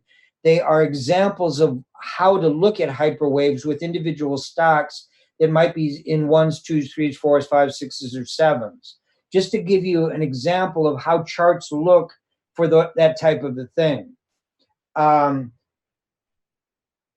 We will be giving information to people that were in Vegas and in this webinar and in other workshops of hyperwaves that I love for a number of different reasons out of all of these things we're looking at. That's not what we were doing here. This isn't us trying to advise you to pick one of these and put money in. I just wanted to tell you how to invest in them after you, first of all, agreed that these are real things, and secondly, to understand that right now, all of these things are related to some very big issues that are going on, so that you can start developing some tools to actually use them, not in the next week or month or 6 months, but for the next 20, 30, 40, 50, 60 years, understanding how it all works. This is a very dangerous time to be doing anything in the investing world. Buying stocks, shorting stocks, buying options, buying puts, buying calls, buying commodities, because of everything Leah and I have been saying for the last year. 2018 was an unbelievably difficult year where almost no one made money, regardless of what techniques you were using. And the only place that we could have really helped everybody in 2018 was to keep people out of cryptos and Bitcoin. The only reason we were able to do that was because of Hyperwave.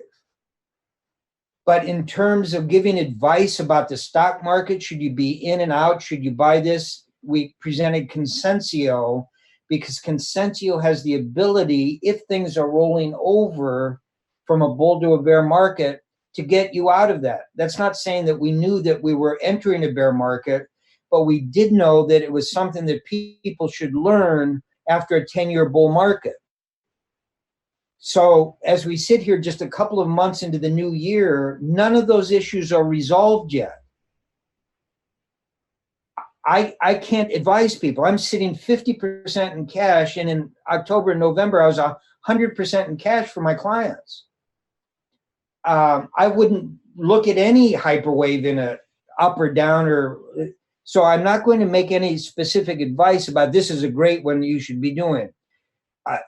we want to do is teach you the methodology on how to look at these things so that you can do it yourself and then interact with us, because we're going to keep doing vlogs. We're going to give you my opinion. Every time the stock market is moving, I've told you exactly what I think. I've told you what I think about gold. I've told you what I think about interest rates. I told you what I think about cryptocurrencies. And Lee and I will continue to do that on vlogging as much as we can. And anytime there's a change in what we're thinking about, everybody's going to know about it, particularly people that are learning the techniques. What these webinars are all about, and even our vlogs, isn't to be telling you to do something at a point in time, but for you to hear when I do all the stuff that I do, these are the conclusions I'm coming to. And if they're helpful to you, that's great. And by the way, we will take our time doing these webinars or doing workshops, teaching certain tools that you can't learn anywhere else. And I don't have a million of them, but I've got a half a dozen that have worked very well for me. We've introduced a couple of them, Hyperwave and Consensio, and that's what this was all about. So it sounds like I'm dodging, and that's because I'm dodging. So. All right. Well, I'm going to do one more on it because this is my favorite question in the Q&A right now. Thanks, Ant, but I will take out the profanity. If the stock market does roll over, should we A, short the heck out of the indices, B, short the heck out of the individual stocks, C, run for the hills? Number one, you want to be completely out. You want to be sitting in cash. You don't want to take that cash and immediately do something with it. There's no reason to. That cash is wonderful. It'll be there a month from now. It'll be there 6 months from now. It'll give you plenty of time to think about what you want to do. You only short when you know that something is going down. You don't short because you want something to go down or you think it's going to go down. I very, very, very rarely short. I use inverse funds or puts to hedge positions that people don't want to get out of, either for tax reasons or they absolutely love Google and will never sell Google. Great. So I will persuade them. If I'm managing their money, they don't have any choice. But if I'm consulting with them, I'll tell them, just buy a put equal to, half of your Google position, and let's see what happens. And then wait a month or 6 months or get into cash if this market begins turning over. Lee and I will give everybody all kinds of notice from Consensio and Hyperwave and everything else if we believe things are breaking down. Right now, we think things are breaking up. I'm on record as saying that 2019 is going to be positive for the stock market. So far, our clients that we're managing money for are up over 5%. Well, the stock market's up 8%. I don't care. I just said that in 2 months, we're up 5% out, and we've only got 50% in the market. I could do that for the rest of my life without feeling embarrassed or like I'm cheating anybody out of money, because their assets are growing in a very, very difficult market. But I am ready at the drop of a hat to go 100% into cash, not to make money by getting out of positions and shorting, but because things are deteriorating and the probability is increasing that we are in for some bad times. And I am 50 S&P points away from going 100% long. So that's why I'm saying it's a very difficult period, but it has been for 14 months, not today, for 14 months. Nothing is resolved. Nobody has the answers. The technicals keep going back and forth. The fundamentals go back and forth. Trump keeps going back and forth. The Democrats keep going back and forth. The China keeps going back and forth. We don't know. And when you don't know, you don't risk money. You make the biggest money where you do exactly opposite what I just said. You put it all on black or all on red and you win. Great. Good for you. If that's the only trade you ever make in your life, put it away, put it in the bank, and never come back, because you're going to lose it all. So it's a matter of taking all these ideas and things and simple tools and complex tools sometimes, and just thinking about the money management side of things. We are not breaking down yet. We looked like we were back in October, November, December, and it stopped and it reversed. And the movement up has been great, but we're not out of the woods. We can go either way, almost on a coin flip.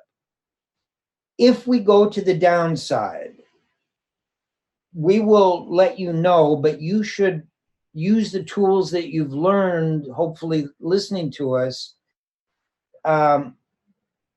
Consensio will tell you to be 100% out, and it won't take long to do it. Just watch those lines. If you don't have time to watch those lines, listen to us, listen to other people. But it will become very apparent very quickly that a bear market has started. We will be screaming it from the rooftops that we've got zero waiting. And then your question was, do we start shorting? I never have done that, but I will this time. The reason I will this time, meaning after we're in cash and have slept for a couple of weeks soundly, with all the media and everybody panicking and running around with their hair on fire, then we will look to risk money by going short. But we will do it incrementally, and we will do it in a very controlled fashion, not to catch 50% of a 50% drop, but to take the principle that we had, 100% of that principle, and have it grow in a down market. So that when we get to a bottom, if it's just a normal bear market, we've got a lot more money than we had at the beginning of the bear market. And prices are much lower, so we can buy twice as much as we could have before if we were just in cash, and a whole lot more than if we had stayed in with a buy and hold strategy all the way down to the bottom and our net worth is dropped by 50%, like it did in 2008, 7, 8, 9, like it did in 2001, 2, and 3, and like it will do either immediately or sometime in the near future, in my opinion.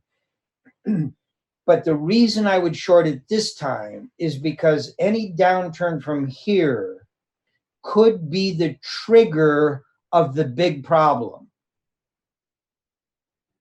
And I don't want to miss out on being on the right side of that call. So first you get into cash, and now you watch and you think and you measure and you take advantage of what could turn out to be a 20-year bear market for everybody else that isn't aware of how big this problem is. And if it starts to trigger things, other things are going to start moving in the opposite direction, like Bitcoin, like gold, like certain currencies. There will always be movement in the opposite direction, regardless if it's up or down. And that's what we will be looking to take advantage of after everybody is safe. Okay, enough of that. Do you believe that hyperwave theory will work less accurately the more people know about it, or just the opposite, reinforce the patterns, like a self-fulfilling prophecy, or not have any effect at all due to being such a long-term pattern? Yeah, it's a great, great question. Most people believe that technical analysis is self-fulfilling, that the more people that study Elliott wave, the easier it is to use, the more accurate it is. That has not been true since the 1930s. It hasn't been true with Prechter and Frost writing the book on hyperwave. It hasn't been true for the last 25, 30 years after they wrote the book on on Elliott wave. So the number of people that know something doesn't change its accuracy. Sequential was 75 to 80% accurate in the 1970s. Everybody on Wall Street uses it. It's still precisely as accurate as it was back then. the stuff Jesse Livermore talked about in the 1920s, the techniques that can be used, all the stuff about moving averages, none of that's going to change. No, but here's the good news. Nobody knows about Hyperwave. 60 people in Vegas and 80 people here, some of which, that's a ton, we're going to write a book, and the book's going to come out, and hopefully we sell a couple hundred copies of it. So that's nothing for any of us to worry about. As long as we know it and we use it, that's great. And as many people as we can teach, I'm open to do it as much as we can. I love talking about it, obviously. Shut up, Tyler. Okay. Socrates, did you want to chime in at all? Yeah, I was trying to chime in on the last couple of questions, actually, because I've got some kind of unique and contrarian view that I haven't really heard anybody else talk about in terms of should we be shorting? And Tyler, he first started with you should only short when you know something is going down, and I completely agree with that. And I think that you should only long when you know something is going up. For me, I view shorting and longing as almost the same thing, almost. And I actually prefer shorting myself. I would, if everything is equal, then I would rather short than long. And when I say when everything is equal, to me, everything is risk reward. If it's a 10-to-1 risk reward to the downside and a 10-to-1 risk reward to the upside, to me, that's identical, except for, and this is why I prefer shorting, is markets go down faster than they go up. So if I can get a move to the downside that happens in 30% of the time that it would take me to get that same move to the upside, then I prefer to be short. And most people I don't have that view because they are fiduciary for other people's money, and there's a lot of stuff going on there where there are other variables. However, if it's just you and your money, then I think it's good to think about this from a different perspective in that what is your goal? Your goal is to make the most money with the least risk in the least amount of time. That's why we love phase fours, because they get to their target in a short amount of time. So do phase fives. Potentially, that could be a very tough short to catch. But for me, and this was another point that I wanted to make, was Tyler said that the best way to trade a hyperwave is you're in one trade, you're in phase 3, and you're out. And you're out once phase 5 starts. Whereas for me, as I have gotten more and more experience trading hyperwaves, I am growing to prefer selling phase 6 over anything else, for the only reason that it is easier for me to recognize than anything else. And it is also easier for me to understand the risk than anything else. I only care about risk, and I hate getting whipsawed. I hate getting chopped out. It happens. It's a part of life.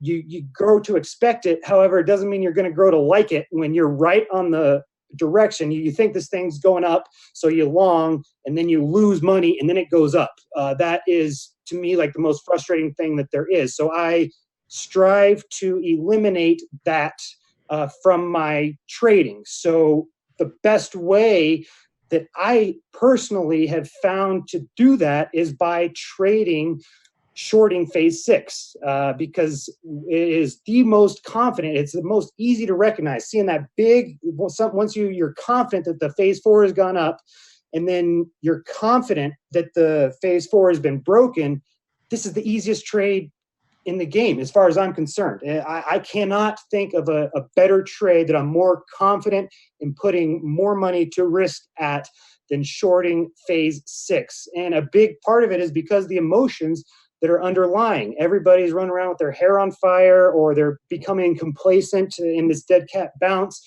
Whatever the case may be, the emotions are the most rampant right here in this situation. In phase 3, the emotions aren't near as rampant, which to me as a former poker player, I just feel like the emotions are what give me an edge. When everybody else is feeling emotional and I'm not, that's where I can really gain an edge. So I love shorting. I absolutely love shorting. I crush it in 2018 shorting cryptos, because to me, it was just so obvious where they were going. And it was much more easy to set up a trade than potentially going long, because it was very, very well defined where we were at. Whereas some of the trades we looked at today, it's kind of subjective. And that to chime in on the question before, in terms of what's your favorite long, that was a question that I asked because I was kind of curious, and I was comfortable going on record myself that my favorite long from the charts we looked at yesterday is ATVI, and my favorite long out of any hyperwaves I've found is USD TRY, the Turkish lira, the trade that I showed you guys today. However, that doesn't mean that that's my favorite trade, because I prefer to short, and I find it much easier to identify shorting opportunities in hyperwaves than anything else. That's great. And some of the things you just said are the most important things I would like people to take away from the last 2 days. We get excited about hyperwaves to the upside. I got excited about Bitcoin to the upside. But the trade was the last year to the downside on Bitcoin. I won't short Bitcoin, but all those other cryptos that I know are linked to Bitcoin, I will always regret not being in a position to take advantage of that. What we're talking about now are potential many, many hyperwaves that could be, if the stock market rolls to the downside, beginning very long periods of lower and lower prices. And so I would agree 100% that if you want the best trades in the world, you want to be short or have puts after a phase 6 and you've gone into this horrible thing called a phase 7 of a hyperwave, because you've got all the marbles on your side. And you want to do it as the 6 is going closer and closer to its peak. And you can ladder it and do all kinds of different things. You want to be completely in. If you take out the lower levels of the 5, and just use Bitcoin as the example. Just take everything you've learned in the last 2 days, go back to your Bitcoin chart on a weekly basis, and analyze it step by step, not only up, but more importantly down. So that if anyone that has heard this for the last 2 days comes away with the conclusion that, yeah, it was okay to hold Bitcoin or hodl Bitcoin for the last year, that I hope a second time around, nobody will do that with any asset class, because it simply doesn't make sense at any level. You will have plenty of time to get into Bitcoin at extremely low prices, regardless of where it goes right now, long before these big things are going to happen to the upside. So if you are like I am, and you are a true believer in Bitcoin, a true believer, not in the fairy tales, but what it means, you know that something can occur where tomorrow morning it is $50,000. And you don't want to ever be short anything that has that potential. And there is nothing else I can think of that has that potential. Period. No stock, no bond, no asset class, nothing. Because of the big question, the big problem. And that's why from day one I said, no, I'll never short Bitcoin. But if Bitcoin is going down, you want to be short all the other stuff. But thank you very much for that. I agree 100% with you. And should have been stressing that all along when we were talking about the phases. Ooh, can I chime in? Please do. Oh, just going to say that this is just like a funny little tidbit, since we're over going on 5 and 40 minutes. So if anyone doesn't know the background on how it became HODL, then to be honest, talk about stupidity. Like in it, it's really a drunken dude who super drunk wrote hold wrong. That's how it became hodl. And he was saying that he's gonna hold hodl, too drunk. He admits to being totally drunk. His wife was out because he doesn't know how to trade it. That was actually what is written. It is a hilarious email that was caught, and I recommend everybody read it if and they'll more fully understand what we're talking about now too. Okay, Ty, back to you. I like this one, Charo. Thank you. When you're counting the broadening tops, you allude to 5s and 7s. I know that broadening tops are valid with 5 legs. What does having 7 legs imply? Is it more certain at that point? Yeah, it's much more certain. And we call it a prime under the Selgin system. It was not identified by Wells Wilder Jr. or by Edwards and McGee. Edwards and McGee was the ones that called it a broadening top. And then Wells Wilder came up with his own system to trade it. And then the gentleman and I took what Wells Wilder did, and we came up with a very different trading system that we believe is far more accurate, that we call the Selgin system. And in that, what happens is just very, very quickly, when we say 1, 2, 3, 4, 5, what we mean is each step of the way is higher or lower than the one before it. So if a 1 is a peak, then a 2 is a valley. The 3 must go above the 1. The 4 must go below the 2, and the 5 must go above the 1 and the 3. That's a 5-step broadening top. And it often signals the end of a move. I was nervous about the NASDAQ early last year because it went through a broadening top, and it turned out that we were correct, that broadening top was saying this is a terminal point. And we had 3 of them all year long, and then we broke down deeply into December. Now, is that enough to negate the broadening top if we go to new highs? I don't know. But there is the possibility of going after the 5 down to a 6 that's got to be lower than the 2 or a 4, and back up to a 7 that's higher than the 5, 3, and the 1. And the probability increases much greater on a 7 than a 5. 5 is very good depending on how you look at it. Is it commodities or stocks and everything, and over what time periods and stuff like that, the probabilities go up, but it is close to 70%. And when you add the 7, it goes up even higher than that, even though the 7 has negated the 5. Because if you were playing the 5 thinking that it's over and dropping down, you were short that thing. And now it's turned around and gone even higher. So you've got to know that there's always a potential to go up from a 6 into a 7. And after the 7 takes place is where you put your stops. And we will show that on some charts where you've got all of the graph in, so you can figure out exactly where to put it. We will do that, I promise. Socrates, you're off mute. Does that mean you're gonna scream at us? Nope, I don't think so. Nothing to add there, really, though. That unless you got something else for me.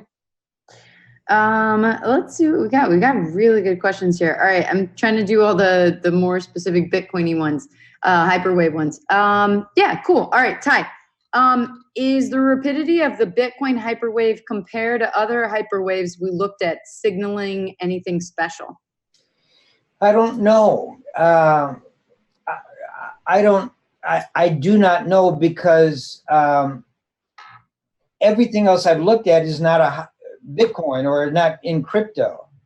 I looked at gold and silver. I've looked at sugar and cocoa, and then I've looked at these big ponderous things like Japan and the 30-year treasuries and the Dow index and even the dot-coms, which wasn't driven by the dot-coms, which themselves were wildly volatile, both up and down. But really, that was an information move, and they got swept up in it, so people call it the dot-com bubble. but it was really a hyperwave that had been going on for a long time and still is going on today. So I don't have experience saying, what does this thing mean that in literally a year, the beginning of 2017 to the peak, you go from below $1,000 up to 20,000, and then within a year you give up 3/4 of that. I don't know. I know that it fits all of the parameters of hyperwave analysis, and that's why I got into what we are now doing today with everybody. I've given you my impressions. My impression is it's the possible solution to the worst problem in the world, number one. Number two, even if that's not what it turns out to be, the fundamentals are so brilliant and so usable in so many ways to solve so many problems for so many people that it lives in its own world. It's got its own capability. And I'm not going to go off on a tirade about all the other cryptos and all of that kind of stuff, other than just to say that that's all been unfortunate. What's not unfortunate is all the innovation that's taking place on blockchains that are attempting to do different things, and they're solving a lot of different problems. It's just unfortunate that they had to become tokenized and they had to become centralized, but that's a minor problem. The innovations and the technology will not go away. So any of those projects that are ending up giving something that can be used at a later time is much more important to me than what the price of tokens are doing, or the cryptos are doing, or who's getting rich or who's not getting rich. I don't care about that. Fundamentally, this is an unbelievable new technical breakthrough for the world that has tremendous promise. And therefore, I would expect it to show up in something like hyperwave, unusual activity in terms of speed and amplitude and all of that, and why I am so convinced no matter what happens, Bitcoin is not going to go away. It's going to be around forever, and it's going to do some huge things that I want to be a part of. I just don't know when it's going to occur, in what way. So just an FYI, Ty, in 10 minutes, that will be the full amount of what I can keep recorded and downloaded. So just so we know, we're at least the video's tapped out. Well, we can keep going, but just letting you know. Let's do this. Yeah, we'll say they'll listen to you forever. We've got lots of people in chat. Please write and send to Leah because she loves getting hundreds and hundreds of emails, questions, and we will do a vlog for an hour or 2 hours or 3 hours with the questions people have from this 2-day seminar. So for free, anybody obviously can listen to the vlog, but it will be just on that topic. Because we've gotten unbelievable responses from people in Vegas, and already the questions are terrific from the people here. So we will dedicate a vlog in the next several days to answering all those questions. We'll bring Socrates on, because a lot of them will be aimed at a lot of the great stuff he was talking about today. I don't want to cut it all off, but yes, I do. It's been a lot of fun. Leah's been great as usual. Socrates is a wonderful addition. Thank you all for not only giving us your time, but giving us what is significant dollars to learn. I think it is very well spent. I hope you do too. We are very grateful to everyone that has been following us and supporting us. And we will continue to do that as long as we can. We love what we're doing. Leah, any last words? No, this was amazing. Tyler, you've kept this to yourself for 40 years, and I just hope that everybody knows how exciting this is for Tyler, for us, for both of us, that after 40 years, you got him to spill his secrets. This is actually the first time that Tyler has ever publicly done a workshop, webinar, seminar, anything on Hyperwave. So it's really, really, really big and special and cool. And it's what we set out to do. Our great pleasure. It was Leah's idea over a year ago, and I immediately embraced it and love it. And people like Socrates that have picked the ball up and have run across the end zone line so well with it, and so many others in our research group, and just so many other people. It's just fabulous. Socrates, any last words from you? Yeah, I would love to. I just want to make sure that everybody starts to wrap their head around how groundbreaking this stuff is. Technical analysis has not been around for that long, out of maybe the last 100 years. And there's only a handful of people who've really made any sort of significant contributions. We're talking Wells Wilder, Shaw Baker, McGee, John Bollinger. There aren't that many people who have actually made contributions to technical analysis that can actually be used on a consistent basis to make money. The question is, now that people know about Hyperwave, is it going to change? And I don't think so, because patterns continue to repeat themselves throughout time.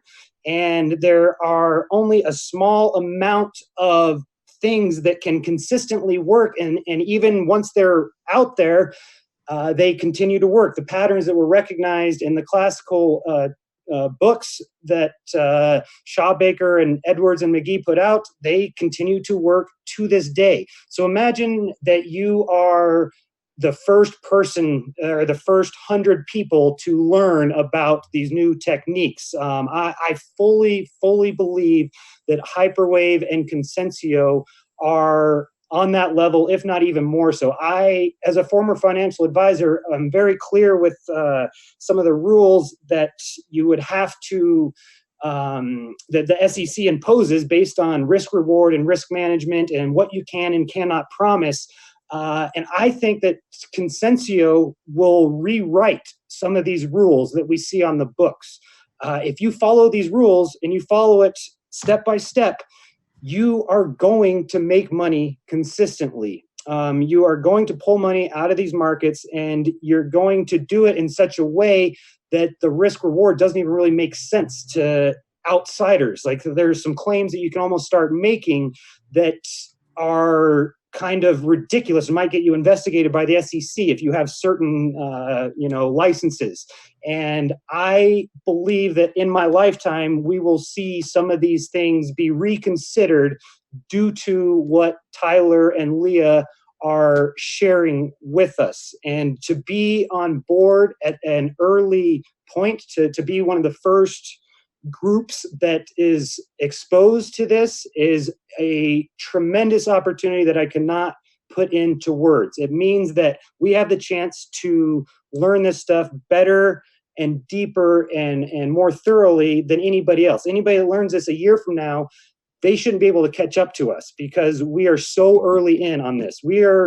I think of it like buying Bitcoin at $1. I mean, we're so early in these systems, these indicators, that it is just tremendously exciting. And I just want everybody to really think about how groundbreaking this stuff is, and how much opportunity it is giving us. I just can't even really put it into words, but I couldn't be more appreciative than I am for what you guys are doing. You're changing the world, and we are the first ones to be made privy to it.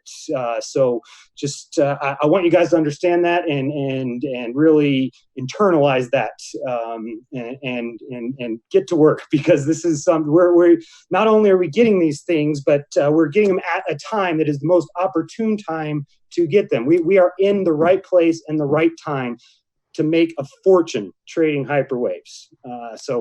I just want you guys to start thinking about that.